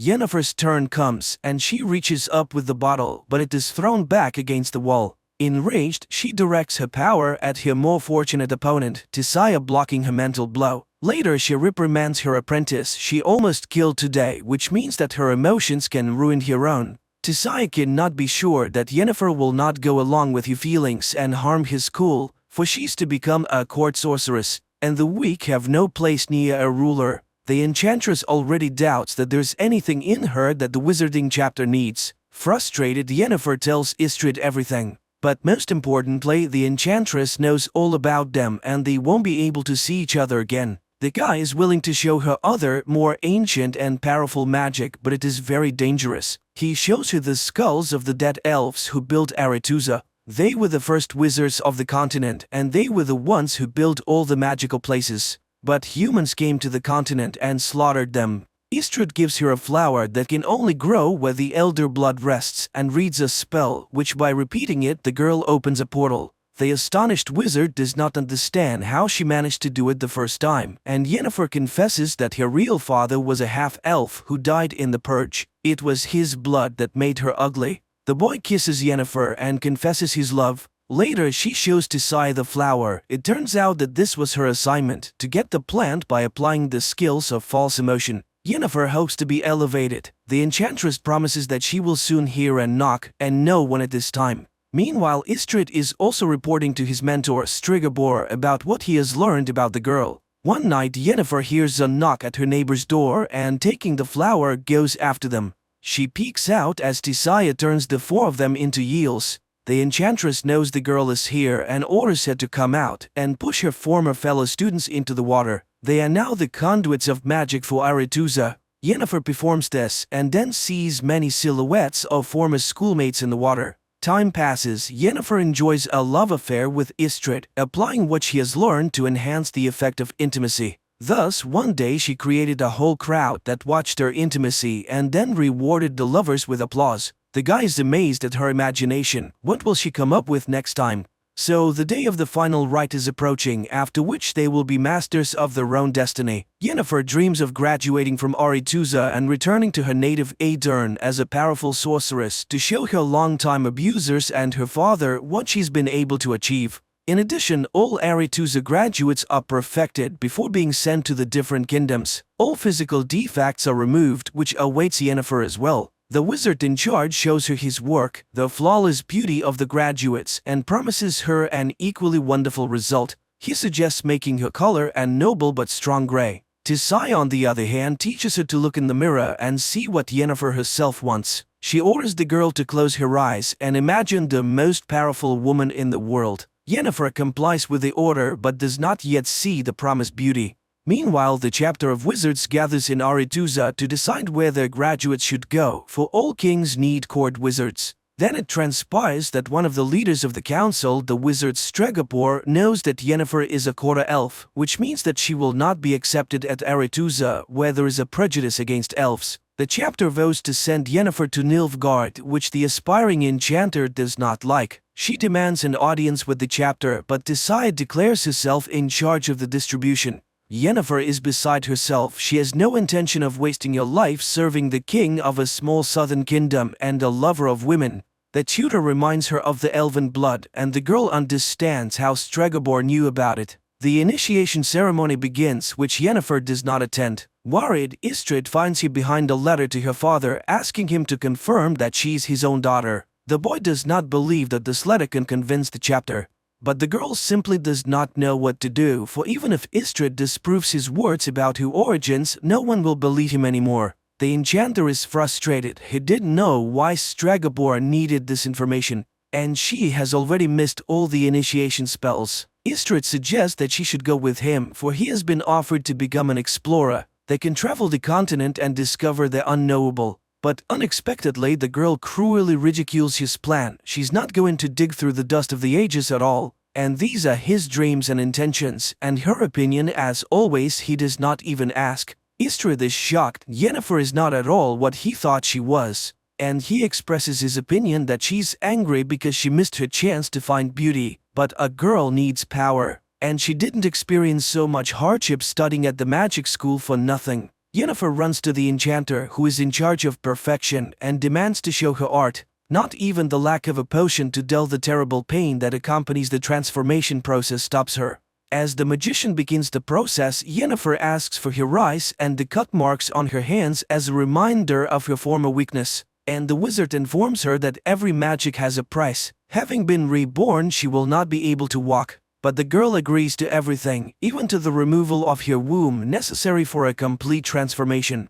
The magician reads spells, and the girl screams in terrible pain and rips the chains with which she was tied to the table. Her spine straightens, her entire body seems to melt and shift from one form to another. Finally, writhing in pain, Yennefer loses consciousness. Meanwhile, in the main hall of Aretuza, the initiation ball continues. Suddenly, Tissaia sees a door opening in which stands an unusually beautiful girl with violet eyes. She realizes that Yennefer has disobeyed her orders and hurries to take her away. But it is too late. The Aedirn ruler has already noticed the beauty. He invites her to a dance where he expresses his desire to see her as court wizard in his kingdom. Tissaia has to retreat and only watch the dance of the king and the enchantress from afar. Directed based on a series of books by Sapkowski, The Witcher is quite curious, fascinating and vivid. The atmosphere of magic, the world of monsters and steel swords transferred quite well, so the adventures of the female protagonist will be even more exciting in the next episodes.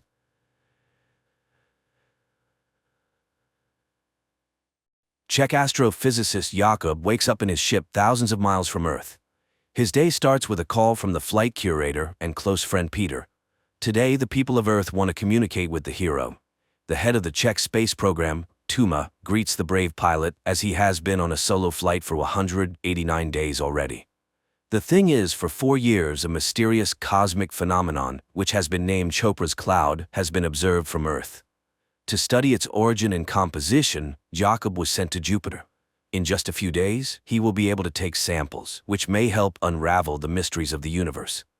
The captain is asked questions, and suddenly a girl sympathizes with him, as he is the loneliest person in the universe. But Jakob assures her that it is not so. Yes, he is 500 million kilometers away from Earth, but nearly half the distance has been covered and he will soon return home. Moreover, his beloved wife Lenka constantly supports him, with whom he is in direct contact through the latest quantum communication system, which is faster than the speed of light. So Jakob does not suffer from loneliness. TV takes a commercial break where a cheerful Jakob praises the products of a generous sponsor. But the astronaut immediately frowns, and it becomes clear that he is a tired man who has not slept for a long time. Meanwhile, on Earth, Lenka records a message to her husband, apologizing for leaving him because she is not needed by him. But the flight curator stops the file from being sent and passes it to Tuma. On the ship, Jakob repairs the toilet again, grumbling at Peter. But the latter is more concerned about the malfunctioning cameras.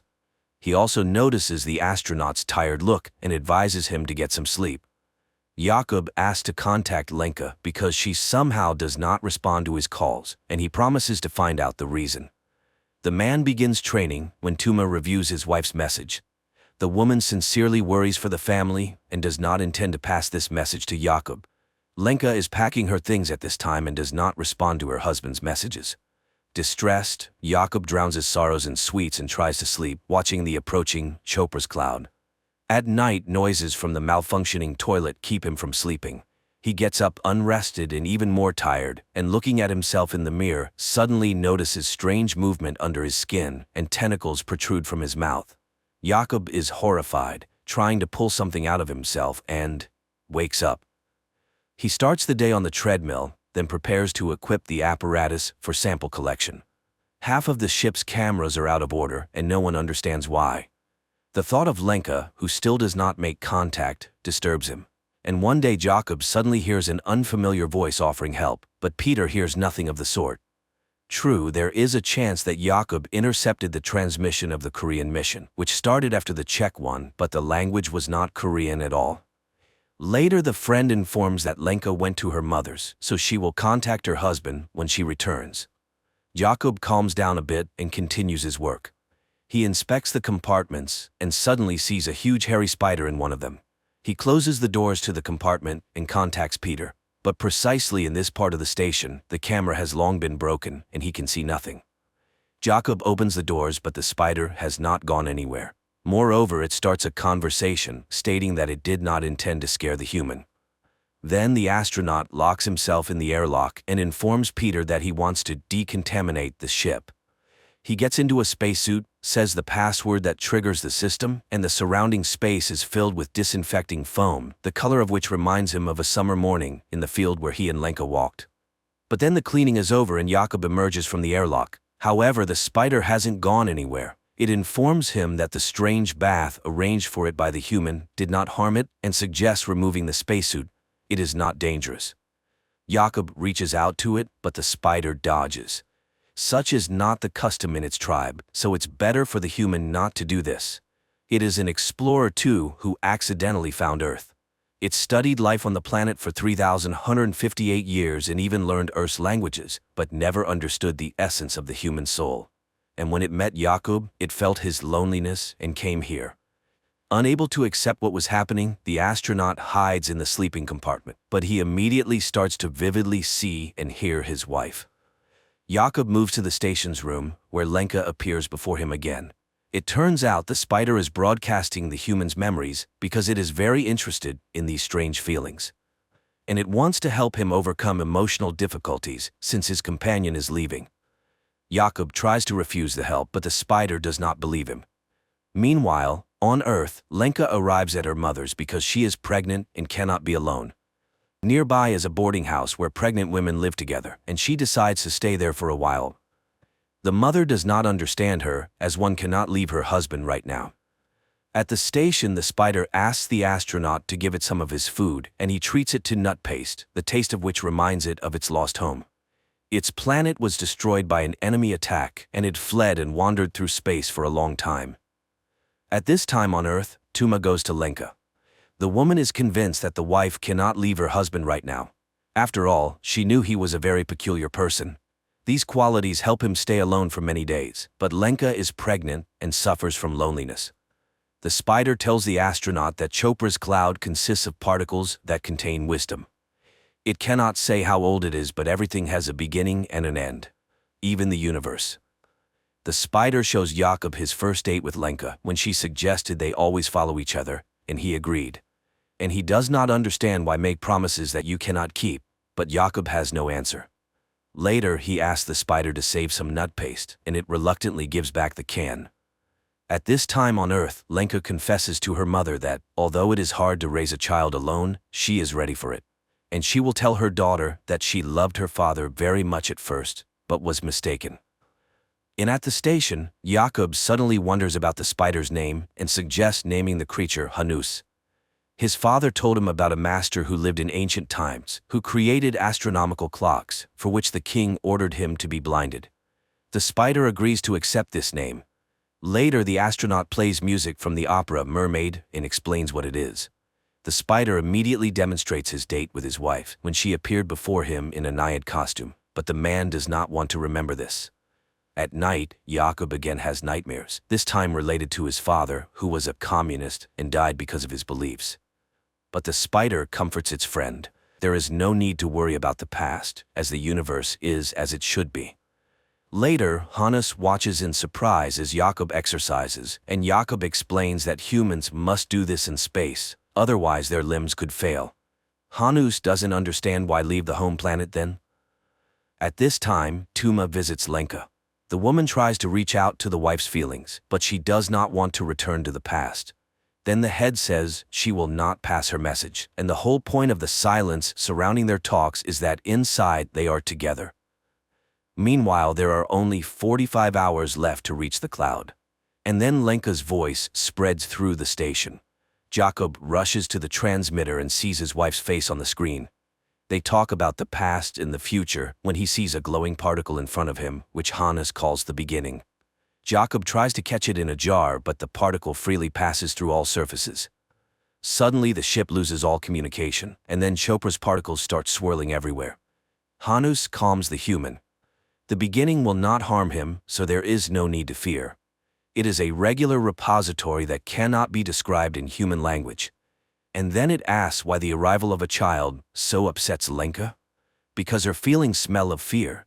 Jakob explains that they lost their first child, and he was not there then, nor now. For what? The spider shows Jakob their conversation when he promised to be there, but he lied to his wife, and she stopped believing him. Later, Jakob finally gets through to Peter on the quantum phone, but Hannes again turns on the man's memories, where he and his wife discuss his journey. He was so confident that he didn't even try to understand his wife. The spider realized that Jakob is selfish, and he is to blame for his loneliness. So it lost interest in him and wants to leave. This causes a panic attack in the astronaut, who no longer wants to be alone. Jakob tries to grab the spider, but it itself presses the man's body to the bulkhead and reminds him that it preferred to communicate without touching. The spider lets the human go and flies to the other end of the station. Jakob desperately follows it, promising to change, and again sees Lenka in the guise of a naiad. He floats in zero gravity, remembering his wife and crying from the sense of realizing the loss. Then he calls Peter and asks him to visit the woman. The friend goes to the boarding house and hands her the quantum phone. Jakob talks about how he loves her and asks for forgiveness for his selfishness. Now he doesn't understand why he neglected the most precious. He wasted his life on nonsense and is not worthy of her. Immediately after the conversation, he hears Hannes' voice again, asking him to rest because he has atoned for his guilt. Jakob asks not to leave him, and the spider admits that it too fears loneliness. But suddenly the man notices that the spider is not feeling well, and it admits that although it escaped from the enemy, it was already too late. They had taken over his body, and suddenly it hugs the astronaut. For the first time in a long time, Jakob falls asleep deeply, and the spider has to wake him up because a great discovery awaits him. It even brings him a tube of hot coffee to bed, after which the astronaut makes the final preparations. He contacts the Czech Space Authority and reports that his mission is dedicated to all the people of Earth, but especially to Lenka. Afterward, he reduces speed and begins collecting samples using special equipment. But then the spider becomes very ill. Jakob abandons his task and tries to help his friend. The equipment gives an error, and Earth commands to cancel the sample collection.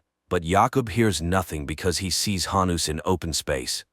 The ship's systems fail one after another, and the control center orders to end the mission and return. But Jakob puts on a spacesuit, takes a bomb, and goes outside. Peter can't understand what's happening and pleads with his friend to return to the ship. However, using the explosion to catch up with the spider, Jakob holds it. Hannes thanks him, but it's all in vain. Soon the enemies will consume him. And Jakob, looking at the surrounding space, remembers the day he almost drowned. Then his father saved him, and now he forgives all his father's sins, and forgives himself. Hannes pulls him to the center of the cloud, where everything is gathered, the beginning and the end, the fluctuation of all times, his past and future, him, his Lenka, and his father. Every promise and punishment, everything is unchangeable and impermanent, but such is the truth of nature. The universe is as it should be. Before the man, Lenka appears again, and Jakob admits that their meeting is a miracle. Just like the meeting with the spider. Jakob hands his friend a can of nut paste he saved for him. The latter thanks him and asks to listen to the silence, after which it disintegrates into millions of particles, consumed by worm-like creatures that destroyed his race. And Lenka on Earth suddenly sees a glowing purple particle in the grass. Night turns into day. Jakob in a spacesuit wades through a transparent stream, above which, on a log, sits Lenka in a mermaid costume asking him to kiss her. Her face becomes the last thing he sees, at least for a moment, because at that time, he sees the lights of a South Korean ship which saves Jakob. Later he calls his wife Lenka, apologizes, and confesses that if he had known everything earlier, he would never have left, and she would kiss him once more. A fantastic, yet lifelike film. A work-absorbed astronaut had to be millions of kilometers away from his wife and hear a sermon from an extraterrestrial being to understand that family is the most important thing in his life, and one can only hope that he will manage to regain his sense of purpose.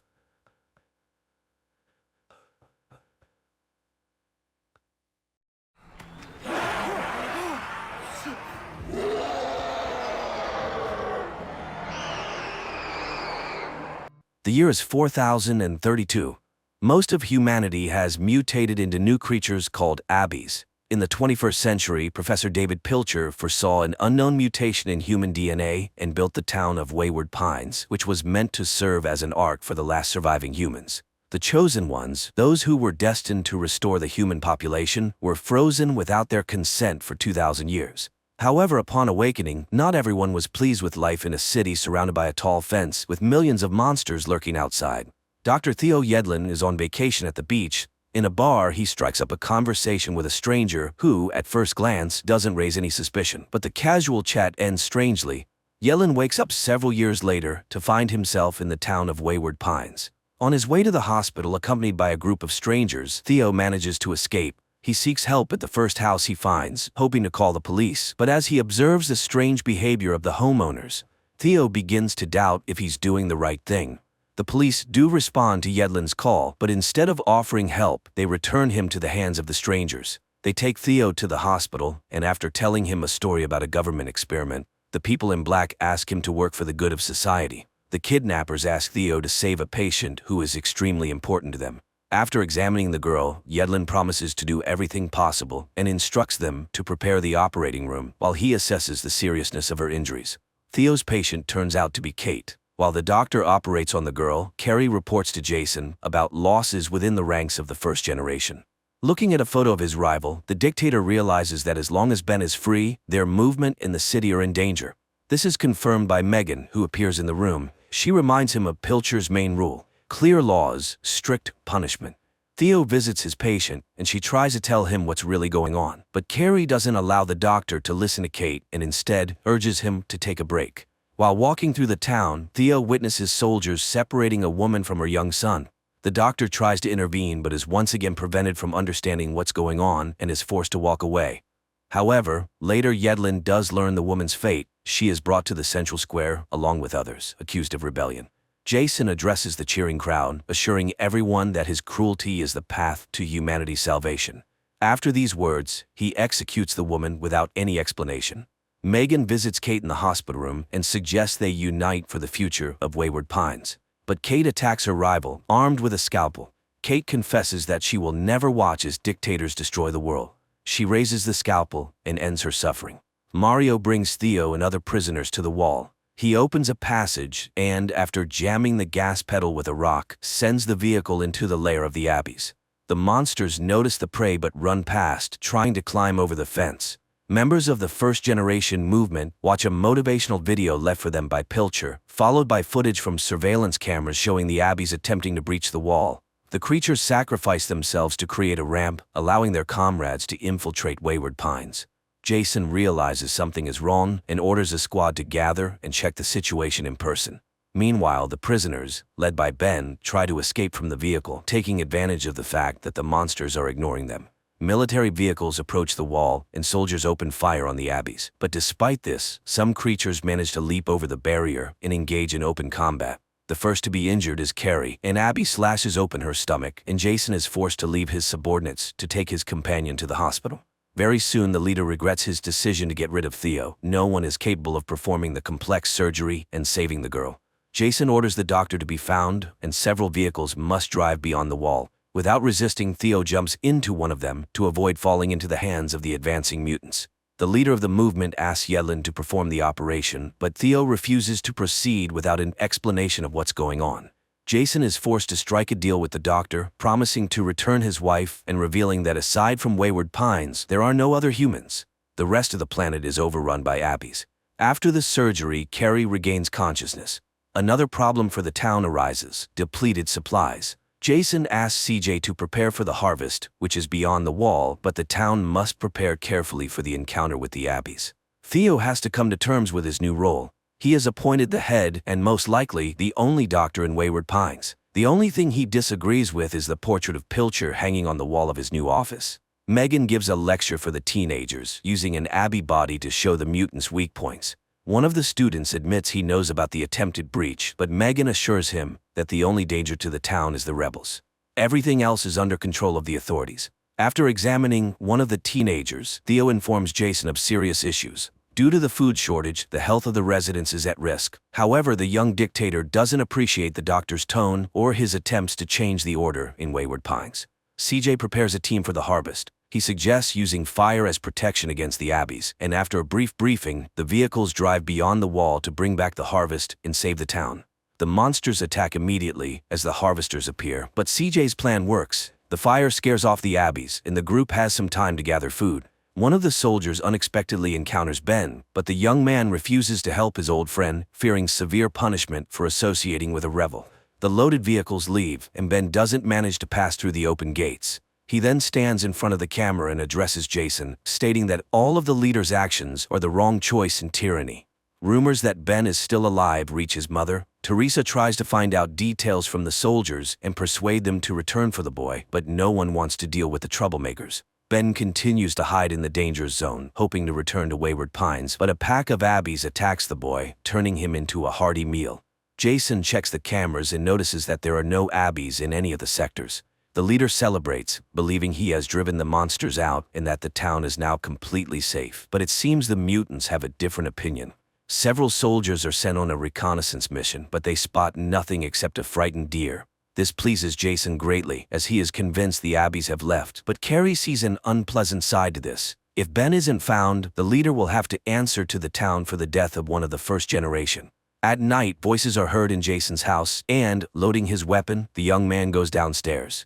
To his surprise, Pam appears before him. The old woman reminds her protege of everything she taught him. She confesses that she killed her brother only because he tried to save the town through dictatorship and violence. Pam asks Jason to let her stay and help him build a truly bright future and save humanity. Jason agrees to forgive the traitor and takes her to the square to announce his decision to the town. Unbeknownst to Jason, Pam sneaks into the lab where the captured Abbeys are kept. Megan arrives shortly after, but the thief manages to leave without revealing her intentions for coming there.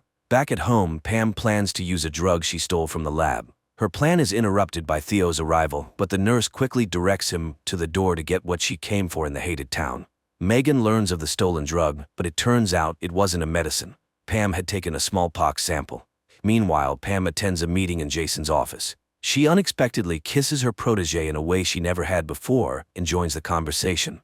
Dr. Yedlin bursts into the room. He orders everyone to leave without touching anything and avoiding contact with people. The doctor then reveals Pam's plans, and the woman doesn't even attempt to resist. Pam admits that, in her opinion, Wayward Pines should be destroyed. She asks Jason to put an end to the story, but the leader orders the traitor to be arrested. At night, Jason goes on a walk with Pam. He asks his mentor to tell him the end of the story about Wayward Pines, but after receiving an answer that wounds his pride, the dictator kills the old woman. A few days after the Abbey attack, Xander finally wakes up at the bottom of a deep well. There, the young man is found by a mutant, but he manages to defeat the monster and climb to the surface. At a meeting on the problems of Wayward Pines, CJ discusses the need to increase the area of crops. The population is growing, but food is becoming scarcer. Carrie and Megan believe it's too early to address this issue, but Jason supports the farmer and allows him to search for new fields. Xander is quietly approached by a man with a knife. He demands that Xander reveal who sent him and who currently rules the town. The savage himself says he has been here for a very long time. He is the only one from the team Pilcher sent to search for other survivors. Guards notice movement near the wall, and a duty squad is dispatched to the scene. The soldiers recognize Xander, accompanied by the stranger, but let them inside without question. The savage is immediately sent to Dr. Yedlin. Theo tries to find out from the patient if there are other people beyond the wall, but the man only says that the Abbeys are not the enemy. They are the replacement meant to take their place. Jason learns the name of the savage, Adam Hassler. He asks the doctor to tell him everything the patient said, but Theo refuses to disclose the confidential information and suggests the leader speak to the survivor personally. Throughout this time, Hassler struggles to recover. He is constantly haunted by nightmares of Abbey attacks he endured during his months beyond the wall. Finally, the man can no longer take it and decides to leave the hospital, fearing that the mutants will get to him there. The savage escapes into the streets, frightening crowds of townspeople. His hallucinations, in which mutants attack him, intensify, forcing him to find shelter in a deserted alley. There, Adam is discovered by Teresa. She recognizes an old acquaintance and tries to find out if he has seen Ben, but the savage hesitates to tell the woman the truth. Theo tells his wife about Adam's words, and Rebecca urges him to inform the town's leadership. The town sends off the first group, who go in search of new lands suitable for settlement and cultivation. Teresa stops CJ's vehicle and asks to join the mission so she can find her son. Hassler also joins the soldiers, having failed to adjust to the peaceful life in town. CJ gazes with excitement at the landscape he hasn't seen in a very long time. He orders the squad to set up camp and prepares for a night outside the wall. Adam leaves without explanation, but later that night he returns, causing a stir in the camp. Hearing the commotion, Rachel wakes up and the soldiers part to reveal what the savage has brought. On the ground lies a covered body, and even before she removes the covering, it becomes clear that Ben is underneath it. Rebecca brings Lucy, the girl she's trying to protect from the harsh rules of Wayward Pines, into her home. Upon learning that the girl is to be placed in the breeding program, Theo becomes furious and supports his wife's decision. Frank, Lucy's brother, feels responsible for her rule-breaking. He escapes from the academy and goes for an evening walk, but in the city center he faces a greater shock, and Abby appears on the town's carousel. The mutant stands tall before the boy, and this is caught on surveillance cameras. Jason orders the main streets to be cordoned off and makes sure no one finds out what's happening. Several armed men come to the boy's aid, but Carrie asks the leader not to destroy this creature. It is the first female Abby they have encountered. Despite attempts to keep the incident a secret, Frank becomes a school hero. Megan studies the new creature and reports to the leadership about the behavioral differences. According to the scientist, the female is much calmer than her counterparts, and the other captive Abbies have also become more peaceful since her arrival. The doctor also shows the Abby's palm. It bears a strange pattern, unlike any scars. Megan believes this pattern might help them learn more about the mutants and eventually eradicate them. A search of the city yields no results. No other creatures are found, nor are there any breaches in the wall. No one can explain how the female managed to enter the city or why she did so. The only explanation that comes to Jason's mind is that the Abbies may have accomplices among the population. Jason turns to Rebecca for help. She designed the city and may know the way the Abbie got inside. Upon learning that a new Abbie has appeared in the lab, Theo requests access to the research. Carrie agrees, but she warns the doctor that not all group members will like this. Naturally, Carrie is referring to Megan. The scientist makes every effort to appear satisfied with the doctor's presence, but she disobeys all of Yedlin's orders and conducts experiments that could harm the mutant. The Abbies have quickly learned the lesson with fire. After making torches, they surround the cornfield and set it ablaze. The creature in the lab at that moment feels everything that is happening to its pack. Several years before the current events, unaware that a human invasion is imminent, the Abbie tribe enjoys a peaceful life deep in the forest. But suddenly a helicopter appears over the mutants' camp, and most of the tribe is wiped out. Only a few survive, with no other choice but to seek revenge. In the city, a siren blares, and panic begins. At the same time, the Abbies set another field on fire, knowing that by doing this, they are depriving humans of any chance of survival. Adam is the first to notice the mutants approaching. He raises the alarm and orders the squad to move to a safe place, but it's already too late. The first creatures infiltrate the camp, and one of them attacks Teresa. Megan, unaware of anything, works on reports in the lab. She is only distracted when the Abbies start banging on their cages, and the close proximity no longer feels safe. Theo learns that the food fields are burning. At that moment, Carrie arrives and asks the doctor to return to the hospital and prepare for a difficult night. Jason sends out several dozen vehicles, all civilian men, or to extinguish the fields, while the military protects them from Abbie attacks. Realizing how this will end, Theo orders his colleagues to prepare all available beds and be ready to receive not tens but hundreds of patients. The battlefield truly becomes a nightmare. The Abbies are far more clever and resourceful. There's no one left to extinguish the fields. Soldiers fall before they can even reach them, suffering severe injuries from the mutants. Within an hour, the hospital turns into chaos. The screams of patients mix with the bustle of medical staff who are not prepared for such an onslaught. Theo tries to help everyone, but he cannot save them all, and many patients die in the hands of frightened interns. CJ recounts how the Abbies attack the camp and everyone trying to extinguish the fire. But Carrie and Megan don't believe the farmer's words. They are convinced the mutants have no intelligence and thus could not have had a plan. Jason sides with the women. He is more concerned about the fate of the harvest, but CJ has no good news. All the fields have been burned, and in less than 6 weeks the city will fall to starvation. The food shortage is not the only threat. Theo informs the leader that there is a critical shortage of medicine, and soon people will begin to die from simple colds or minor cuts. Yedlin doesn't hold back in his critique, saying that Pilcher was an idiot. In creating his own world, he failed to consider the basics. Jason's thoughts are interrupted by news that around 100 abbeys have gathered near the wall. Despite the obvious situation, the leader refuses to admit that the mutants are evolving and the advantage has long been on their side. Teresa spends several hours in intensive care, but her heart gives out, and the last thing the woman sees is her son and husband, with whom she will finally reunite. Megan performs an MRI on the abbey, and looking at the monitor, Theo sees a surprising result. The part of the brain responsible for thinking and problem-solving is twice the size of a human's. The abbey's roar echoes throughout the city. The monitor shows that several thousand mutants have gathered near the wall. The creatures locked in the cages respond to their kin, but the female remains remarkably calm. After a conversation with Adam, Theo examines the female abbey's hand and discovers the pattern. He becomes furious that Megan hadn't told him about the design, but the scientist doesn't understand the significance at this moment. The doctor asks Megan not to interfere while he tries to establish contact with the abbey. In Theo's opinion, it's the only way to find out what the mutants want and save the city. Yedlin shows the mutants several cards with pictures and tries to explain their meaning. CJ had been one of those who woke up from cryosleep every 100 years to observe changes on Earth. During one such outing, the botanist met a strange young man. He still resembled a human, but had peculiar features. The stranger rambled, ate raw fish, and suffered from unknown ailments. CJ couldn't shake the new companion. The young man demanded to be taken with him and cared for. To avoid risking the others, CJ eliminated the threat. Theo asked Megan to offer the abbey a treat, but the mutant points towards its kin. This confirms the doctor's theory. She is not just an intelligent creature. She is a leader who cares for her pack. Adam bursts into the lab, demanding that the scientists release the female. He claims that she is the leader of the abbeys, and her followers are gathering near the wall, ready to do anything to save their leader. A heated argument erupts among the group.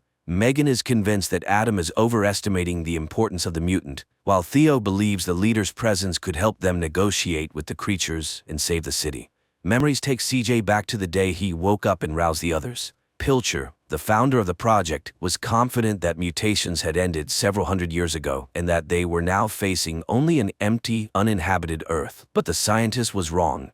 The first walk in the forest reveals strange creatures vaguely resembling humans. Pilcher didn't even attempt to make contact. He also refused to return to cryosleep and slumber for several more centuries. The only thing that occurred to the professor was to declare the mutants enemies, build a city, and fence it off with a tall, electrified wall. Theo tries to communicate with the female abbey, but Jason arrives at the lab.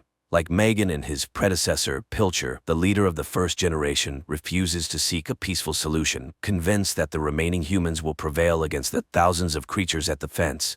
The argument goes in circles, but Yedlin reminds everyone that the lives of all the city's residents are at stake. Dr. Yedlin explains to the abbey that Jason is their leader, but the female mutant disagrees. She shows the doctor that he should be the leader of the town. This infuriates the young dictator, and he tries to stop the experiment, but Theo stands his ground. Signaling that he means no harm, Theo unlocks the cage of a male abbey and tries to enter, but the aggressive mutant doesn't share the doctor's optimism and grabs his arm. On one hand, this frightens everyone present, but on the other, they see the female giving a signal, and the monsters obey her. In Theo's opinion, everything went perfectly, but Jason thinks otherwise. Before the leader's eyes, he kills the males and plans to eliminate her as well. Theo wrestles the gun from the madman, and Carrie tries to convince him not to argue with the others. She asks her friend to leave and think things over while the doctor continues his experiments. Megan notices a crimson puddle beneath her and feels unwell. The last thing she sees is the freed female abbey behind her. At the moment when Theo was unlocking the code, the creature memorized the combination and easily repeated it. The city's residents are assured that nothing dangerous is happening and that they can continue their normal lives. But Theo returns to the lab and realizes that things are far from normal. He discovers Megan's body in the empty cage of the female abbey. At the same time, the mutant sneaks towards the exit. Jason arrives at the scene. He orders the building to be searched, unwilling to admit that he is responsible for what happened. The soldiers search every corner of the hospital, including the underground passages, but it's already pointless. The mutant is running through the forest, making her way to her kind. Suddenly, the abbey slips off a cliff, but she manages to collect herself and lands unharmed. Dr. Yedlin insists that they must warn the townspeople. If the female Abby reaches the exit, she will likely open it for thousands of her kin. But Jason stubbornly holds his ground. He plans to send unarmed townsfolk to search for the creature and fight the other Abbeys. The town's school children are locked in the school building. The other residents are also informed of the Abbey's escape and are ordered to lock themselves in their homes to avoid encountering the creature. The Abbey hides in the forest and notices Frank and Lucy walking by. She also sees a couple in love, but she doesn't attack the teenagers, trying to avoid detection. After this, the monster heads straight for the city and attacks one of the soldiers who participated in the hunt. The scream of the unfortunate soldier echoes throughout Wayward Pines, warning the residents of the danger. The Abbey takes the body of its victim with it. Soldiers spot the Abbey on the rooftops of houses. They open fire, but once again the monster manages to escape. The mutant continues to toy with the people, appearing in different locations. All those with any kind of weapon are called in to join the search. Xander gathers a small team, hoping to track down the Abbey. Theo and Adam also set out in search of the mutant, but all they find is the body of a soldier, which the creature dragged away. The hunters realize it was a trap. The Abbey lured them into the forest so they wouldn't interfere with her final tasks in the city. Armed citizens flood the streets, but the Abbey manages to evade them, remaining unnoticed. This leads to frightened hunters firing at each other, solving the mutant's problems for her. Finding several bodies and shooters in the street, Theo tries to de-escalate the situation. He asks a young woman to let the soldiers go so they can take their comrade to the hospital. The number of red dots on the monitor rapidly increases, indicating the number of Abbeys near the wall. Jason shows Carrie the bunker designed especially for them. He confesses to her that this shelter would allow them not only to survive, but also to enter cryosleep for as long as needed to eventually restore Earth. However, Carrie is forced to admit to her boyfriend that after the Abbey's attack, she cannot have children, and there's no point in wasting a capsule on her. Rebecca encounters the Abbey in the middle of the city, but before the monster can attack, Xander injures the mutant, protecting his fiancée and their future child. Breathing a sigh of relief, the couple hurries to the wall to find weak spots and fix them. Xander remembers the pit, and the group theorizes that it might be a tunnel leading into the city. The wounded female Abby flees into the forest and finds an entrance to such a tunnel. She prepares to leave the city, but Adam appears behind her, intent on killing the mutant. The female Abby straightens up, and fear flashes in her eyes. Seeing this, the hunter lets her go to her kind. Adam also enters the tunnel, determined to end this once and for all. Jason's squad finds a pipe from which the wild cries of the mutants can be heard. The leader orders the passage to be blown up, hoping this will stop the wild mutants. Adam manages to escape from the other side of the tunnel, but there, he is met by a crowd of wild, hungry Abbeys. However, the female with the pattern on her hand does not allow them to harm the man who saved her life and helped her escape. Hassler walks past unharmed. Despite the return of the leader, the crowd of Abbeys does not leave the area around the fence. The Abbey leader reaches the camp and is taken in by caring elders, remembering all those who became victims of humanity. Observing the Abbeys, Carrie sees that the escaped female is getting worse, and her kin gather around to say their goodbyes. But Jason is not moved by this news. He sees no tragedy in the death of an ordinary mutant. Realizing that all the city's problems are caused by the dictator's stubbornness, Theo decides to address the issue and turns to Xander for help, but the men don't have time to discuss things. CJ invites the doctor to an important meeting with Jason. The leader offers two options: surrender and accept their end, or go back into cryosleep.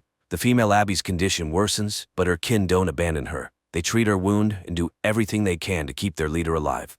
Jason addresses the townspeople, tells them about the Abbey invasion, and gives instructions for the evacuation. This causes unrest, but CJ steps in to calm everyone down, assuring them that the process is completely safe. After giving several lectures, CJ heads to the control center to check the equipment, but the plan is under threat. The program encounters a loading error. CJ informs Jason of the issue, insisting that the capsules need to be recharged. But there is hardly any time left, and the leader will have to choose who gets to leave the danger zone first. To make the right decision, Jason asks Dr. Yedlin to check all the citizens' profiles and assess their health on a 5-point scale. Theo dislikes this idea and suggests using a lottery to choose the lucky ones, but Jason insists that only those valuable for reproduction should remain in the end. Yedlin decides to use Carrie. He tells her that Jason has decided to leave her to be torn apart by the Abbeys because of her inability to have children. The doctor convinces her of his truth and suggests she eliminate the traitor. Many years ago, While planning the construction of a new world, David Pilcher adopted a child to make him the heir to everything. But before signing the papers, the professor meets the boy's mother, Carrie. She was the one who gave her son to the professor, who later named him Jason. While flipping through his fiancée's personal file, Jason finds a secret folder where he discovers that his fiancée is actually his biological mother. At that very moment, Carrie enters the room. The calm conversation escalates into a scuffle and a fight. Finally, a gunshot is heard in the room. Jason recalls the first time he saw Carrie, how she was introduced to the new world, and how he promised she would always be safe. But now the once-in-love young people are on the floor, in pools of crimson. As Jason fades, Carrie takes his hand to stay by his side. The female Abby regains consciousness and signals to her kin, gathering them around her. Jason is brought to the hospital, and Theo prepares him for surgery. Meanwhile, in the forest, the Abbeys are preparing for a final assault on the city. The residents are being prepared for evacuation into cryocapsules, but most townspeople linger around the hospital, waiting for news about their leader. After several hours of surgery, Theo announces Jason's death to everyone. The doctor assures the people that the plan remains unchanged. They will all be saved soon. CJ hands Dr. Yedlin the list Jason had made. He suggests following the old plan to avoid panic and save precious time. Registration for the capsules begins, and the first to enter are women and children. Those not on the first list are asked to wait at home for their turn, but many suspect they will never be called. Even among the children, there are excess. One of these extras is Frank, who had once openly told Theo that he didn't want to have children. Xander also doesn't receive an invitation. He realizes this is Yedlin's personal revenge for taking his wife. The closer the Abbeys get to the fence, the more aggressive they become. Their movements are watched by the female leader, standing above the rest. Watching the screen, Theo realizes that the fence is on the verge of being breached. The doctor decides to record one last message for future generations in which he urges humanity not to repeat David Pilcher's experiments. Such endeavors only lead to dire consequences. To somehow fix the situation, Dr. Yedlin plans to inject himself with 3 strains of dangerous viruses involuntarily surrendered to the Abbeys. This is how he intends to wipe out the terrible mutant species. Those who didn't get a place in the capsules begin to panic and search for alternative ways out. Riots break out in the city. Only Xander and Frank calmly accept their fate, sitting in a small street bar. Theo arrives to pick up the boys and take them to the departure point, but the road is blocked by 2 young men with a burning bottle and a firm decision to steal the car. Xander manages to calm the boys down, and the group leaves. On the way, Theo picks up another passenger, his intern Arlene. Yedlin returns to the lab to inject himself with the virus strains and head for the wall.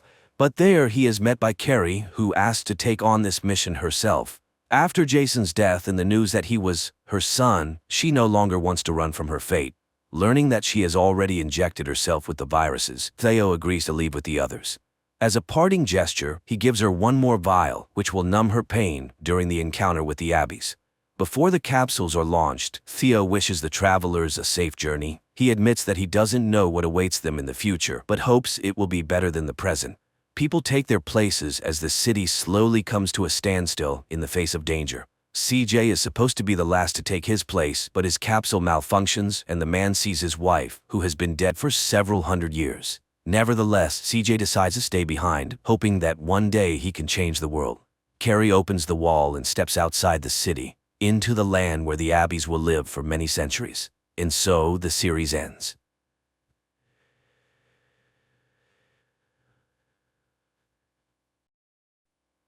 The crew of the spaceship is in cryogenic sleep. Astronaut George Taylor is dictating his final report. Exactly half a year ago by the ship's time, they left Cape Canaveral. Over 7 centuries have passed on Earth during this period. The people who sent them on this journey have long since died, but Taylor has no regrets about what they've done. Everything seems different from here. The flow of time is distorted and space is limitless. The only thing he would like to know is whether humanity, the miracle of the universe that sent him into the sky, continues to wage war. A last glance at the clock. It's March 27, 2673 on Earth. He looks at his comrades and lies down in his place. After a while, the ship makes an emergency landing on an unknown planet and finds itself in the middle of a body of water. The crew wakes up and realizes that they have slept much longer than the calculated time. But the most horrifying shock is the death of the only woman, Stewart. At that moment, water begins to enter the ship. They need to evacuate, especially since the samples showed that the atmosphere is suitable for breathing.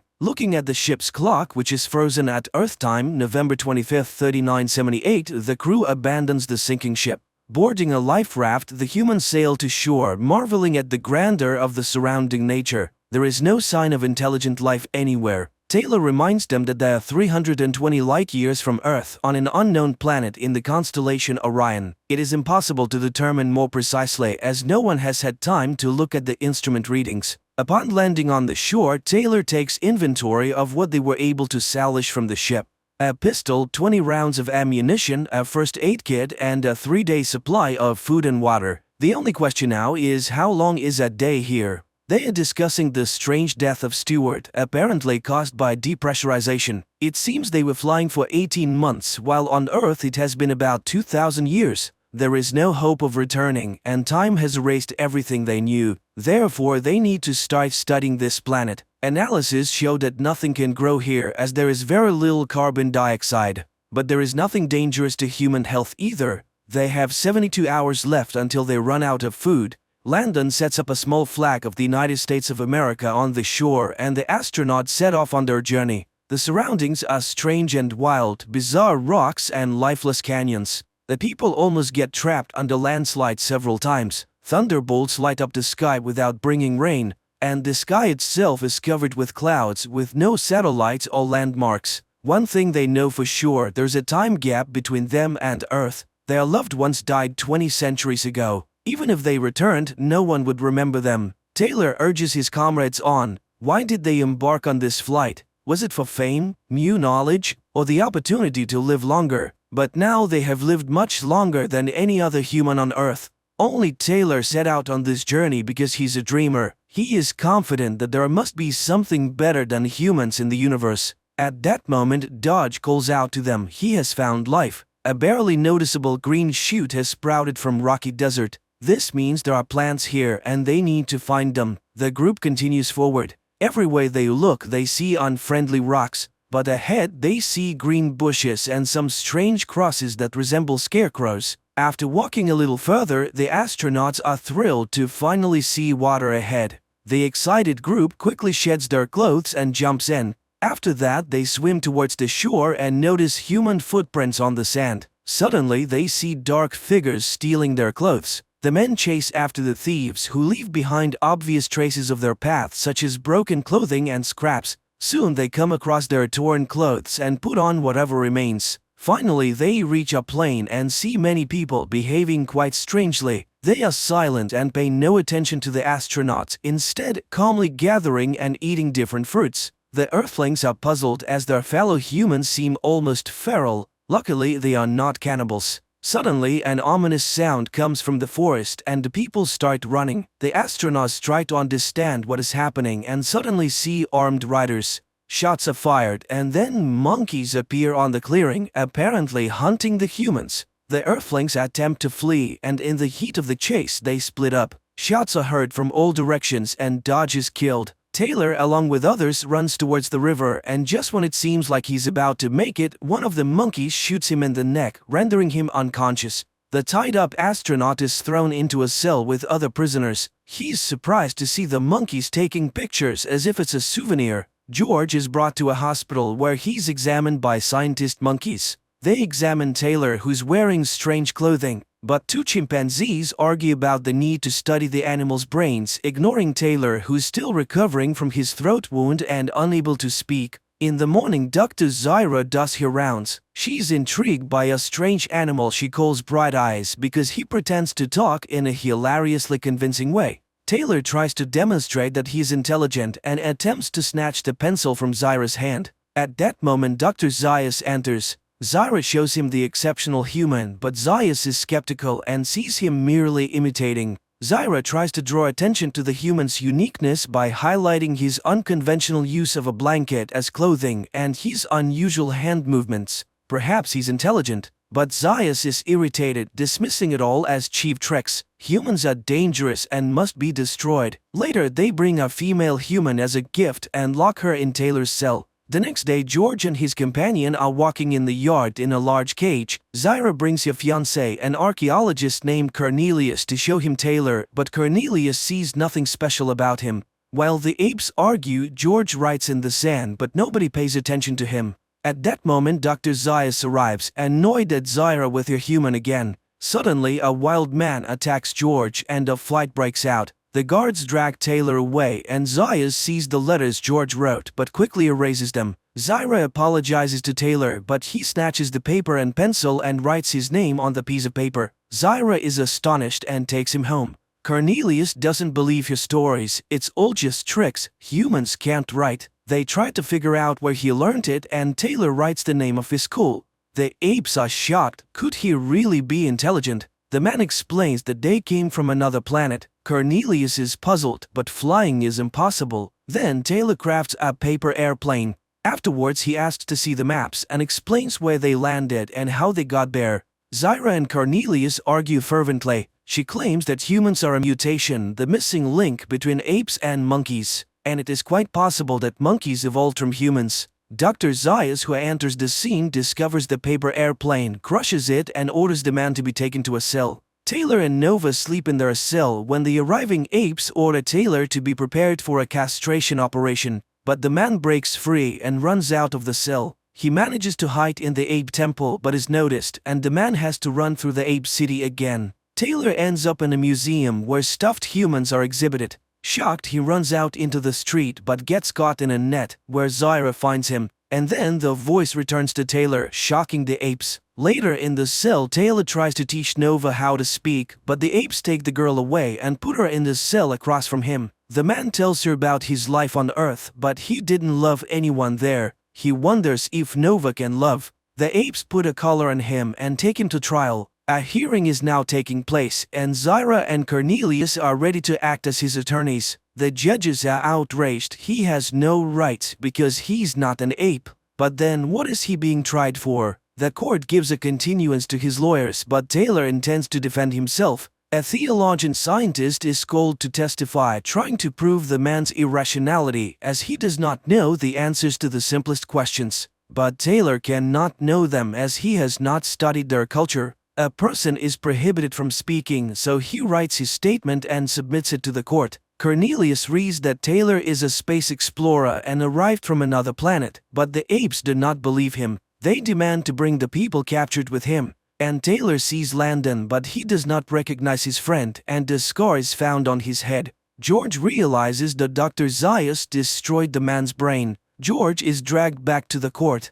And then Cornelius defends Taylor. He did not lie when he said he came from the Forbidden Zone. He described it very accurately, and Cornelius himself was there, and he found traces of ancient ape culture. Zyra continues the defense. If he did not come from another planet, he was born on this one. She found no reason why people cannot speak. The problem is not in anatomy but in the brain, and that is the truth, but nobody wants to listen. Zyra and Cornelius are accused of scientific heresy and the tribunal is closed. The fate of the man is predetermined. He is handed over to Zaius, who intends to perform operations on him. George is outraged. How could such an upside-down civilization arise? And most importantly, why is Zaius so afraid of him?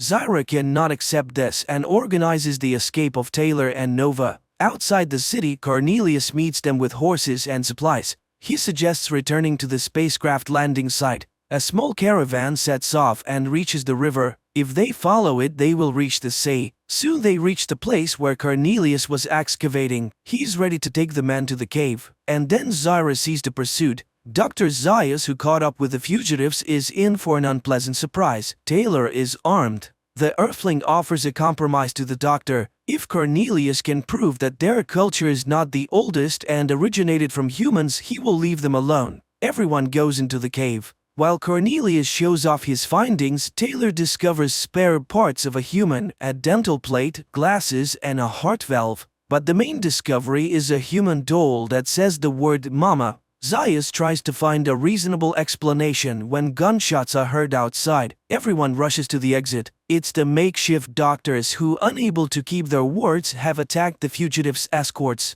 Taylor takes Dr. Zayas hostage and orders everyone to leave. Taylor will release him in exchange for a horse, food, and water for him and his woman. But before leaving, he asks the doctor why he always feared him, and he answers because he's a man, and that his ancestors are to blame for the lifeless Forbidden Lands, for he is the lowest and most treacherous beast. The people leave, and the doctor orders the cave to be blown up and Zyra and Cornelius to be arrested. He saves the future of his people. Taylor and Nova ride along the beach. Suddenly, the man jumps off the horse in horror. He has returned, and they did it after all. They blew them all up and destroyed civilization, let them burn in hell. Nova looks at Taylor in fear. She doesn't understand what is before her, the upper part of the Statue of Liberty rising on the ocean shore. The film is based on the book by French writer Pierre Boulle, who considered his novel one of his least successful works and therefore had serious doubts about its success on the big screen. But in the end, the film ranked 350th on Empire magazine's list of the 500 greatest films.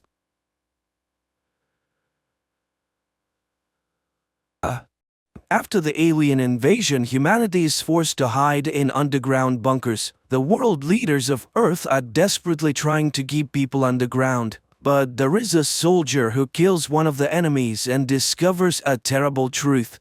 But they shelter immediately. The nonsense could attack at any moment. 50 years after the attack of something, all of humanity lives underground, although there are those who refuse to descend into the bunkers. An ordinary person can return to the surface only by becoming a soldier and serving the standard term, 100 days. One day, a soldier with the call sign SOME1 completes his required training and boards a tank to travel to the outpost Cerberus, where he must serve his shift. On the way, the military encounters people running towards the shelter, which is called Exilium. The soldiers disembark one by one as they reach their assigned posts. Finally, it's someone's turn. However, the soldier cannot immediately enter the bunker as the door is jammed, so he climbs the watchtower to contact the command. The soldier undergoes DNA identification and the system congratulates him on the start of his 100-day service. He will have to monitor the territory, track something, and send those who stray into the shelter. The protective ring is in order, there are no breaches, all cameras are functioning, and the power supply is stable. But upon arrival at the post, the soldier does not find the person he was supposed to replace, which is a breach of protocol. The commander reassures SOME1. The former watchman with the call sign VAX-7 was evacuated for medical reasons. He was called up from the reserves and now he must strictly adhere to all the rules. He must not leave his zone and must be very vigilant because his vigilance is a condition for survival of humanity. They provide him with a daily access code and instruct him on how to enter the bunker through a secret passage, allowing him to go outside for this purpose. SOME1 begins to settle in. Finally inside, he discovers that the room is neglected and empty. SOME1 arranges his rations, lights a cigarette and polishes a glass, listening to the system's reminders to think about the safety of himself and his family. At night, he dreams of laughing children, but the daily alarm clock reminds him of how many days are left until the end of his active service, and SOME1 begins his daily routine. Exercises, showers, territory check, and food from his rations. During lunch, he suddenly hears strange sounds and sees movement in the corner of the room, but doesn't have time to understand what it is. Later, he reports everything to the commander, but the commander reassures him everything is proceeding as usual. At night, SOME1 sees children playing again. In the morning, the routine of the previous day repeats: exercises, shower, food, and the one regulated cigarette. Every day is an exact copy of the previous one. There are 87 days left until the end of his service when SOME1 manages to catch an unknown creature which turns out to be a white rat. However, the animal escapes without allowing itself to be properly examined. Immediately, there is a report of an attack by something on the refugees and there is no one left alive. Someone activates the system check and it reports that the defense lines are not damaged. But the soldier clearly sees movement in the bushes on the monitoring screen and reports it to the commander.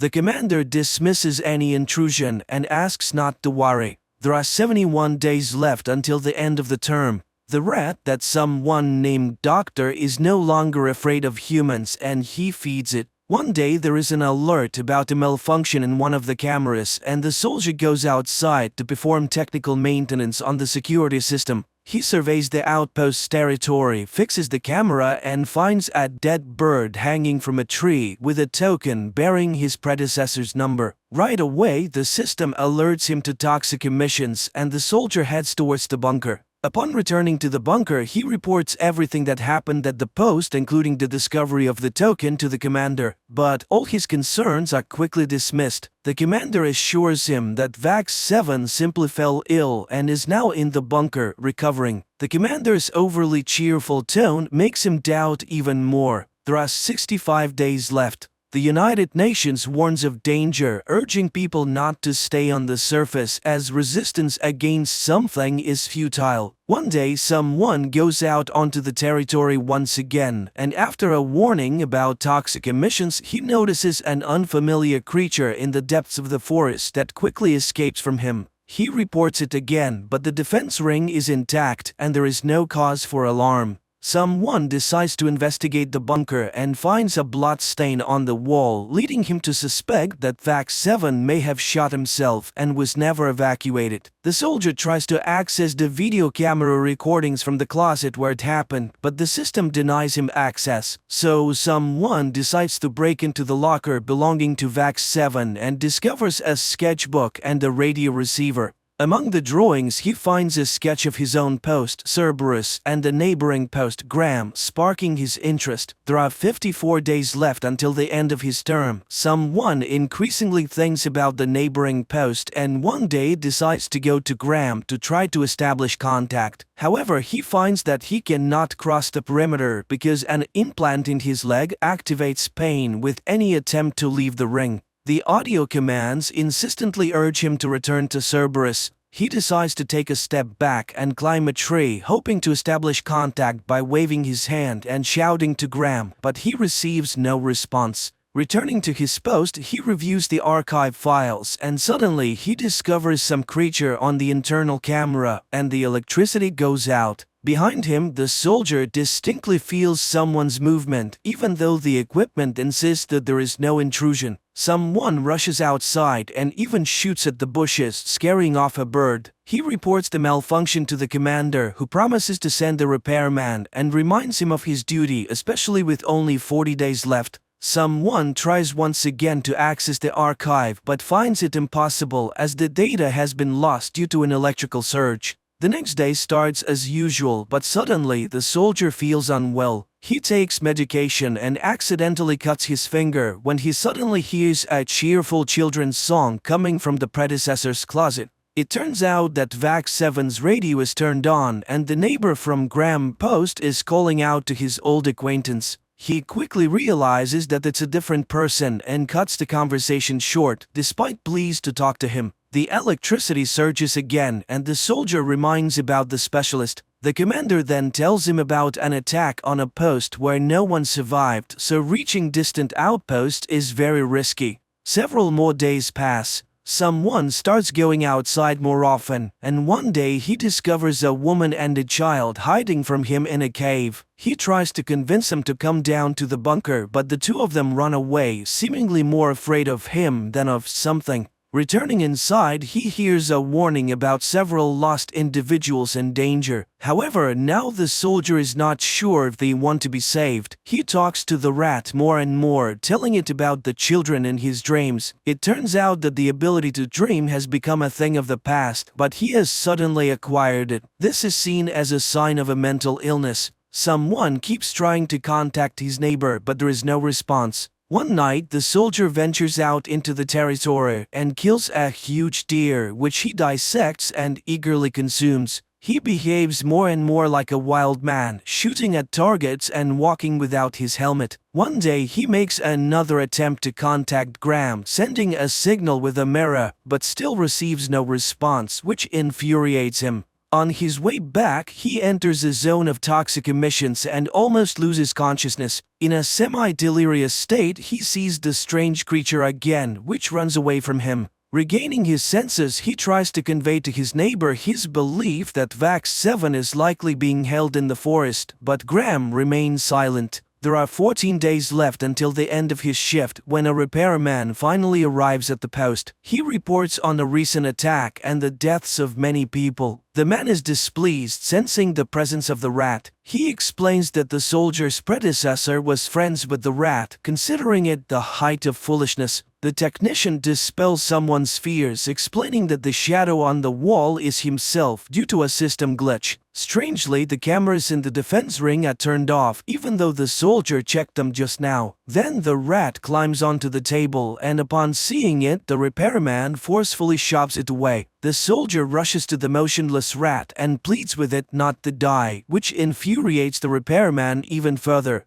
The soldier aims his gun at the repairman, ordering him to disable the internal camera and unlock the archive video recordings. The repairman refuses and someone hits him. However, he still can't do anything because the access requires the personal codes of 2 guards. A fight erupts between the 2 men. Someone sustains several injuries but eventually emerges victorious. Afterward, the repairman shares his experience of encountering something. When he was a soldier, his helicopter crashed in the desert. Of all the survivors, only he and his partner remained. The repairman went for help, and when he returned, he found the second soldier without ears. It turns out that something affects people through sound, and the guy cut off his own ears to avoid hearing the horrifying noise. During a sandstorm, they saw a huge shadow circling around them, but they never understood what it was. When he was eventually found, his lungs were filled with sand, and he had an unexplained catheter in his throat.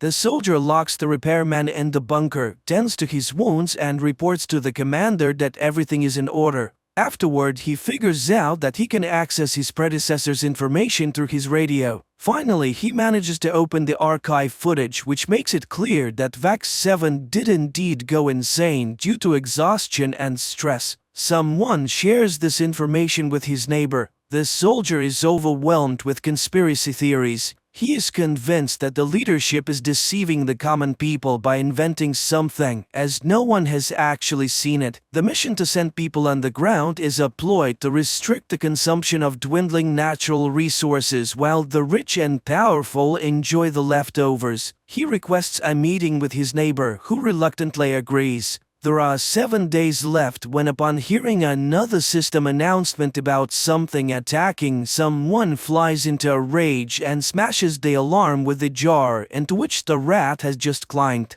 Realizing that he killed his own friend, he walks outside naked and once again encounters the monstrous creature. Extracting a pair of deer antlers from a tree, he mortally wounds the monster, only to recognize Vax 7 by a tattoo on his neck. He returns to release the repairman and tells him about the conspiracy, convinced that it was his predecessor's tales that drove him mad. But no one will deceive someone anymore because he's no longer afraid. The soldier demands to know where the power can be cut off because he intends to save the people by disabling the defense lines. The repairman is horrified. He will doom humanity, but he obeys the madman. Someone contacts his neighbor and informs him of his decision that he is coming to him. It's time to put an end to the madness that keeps people on the ground and make them free.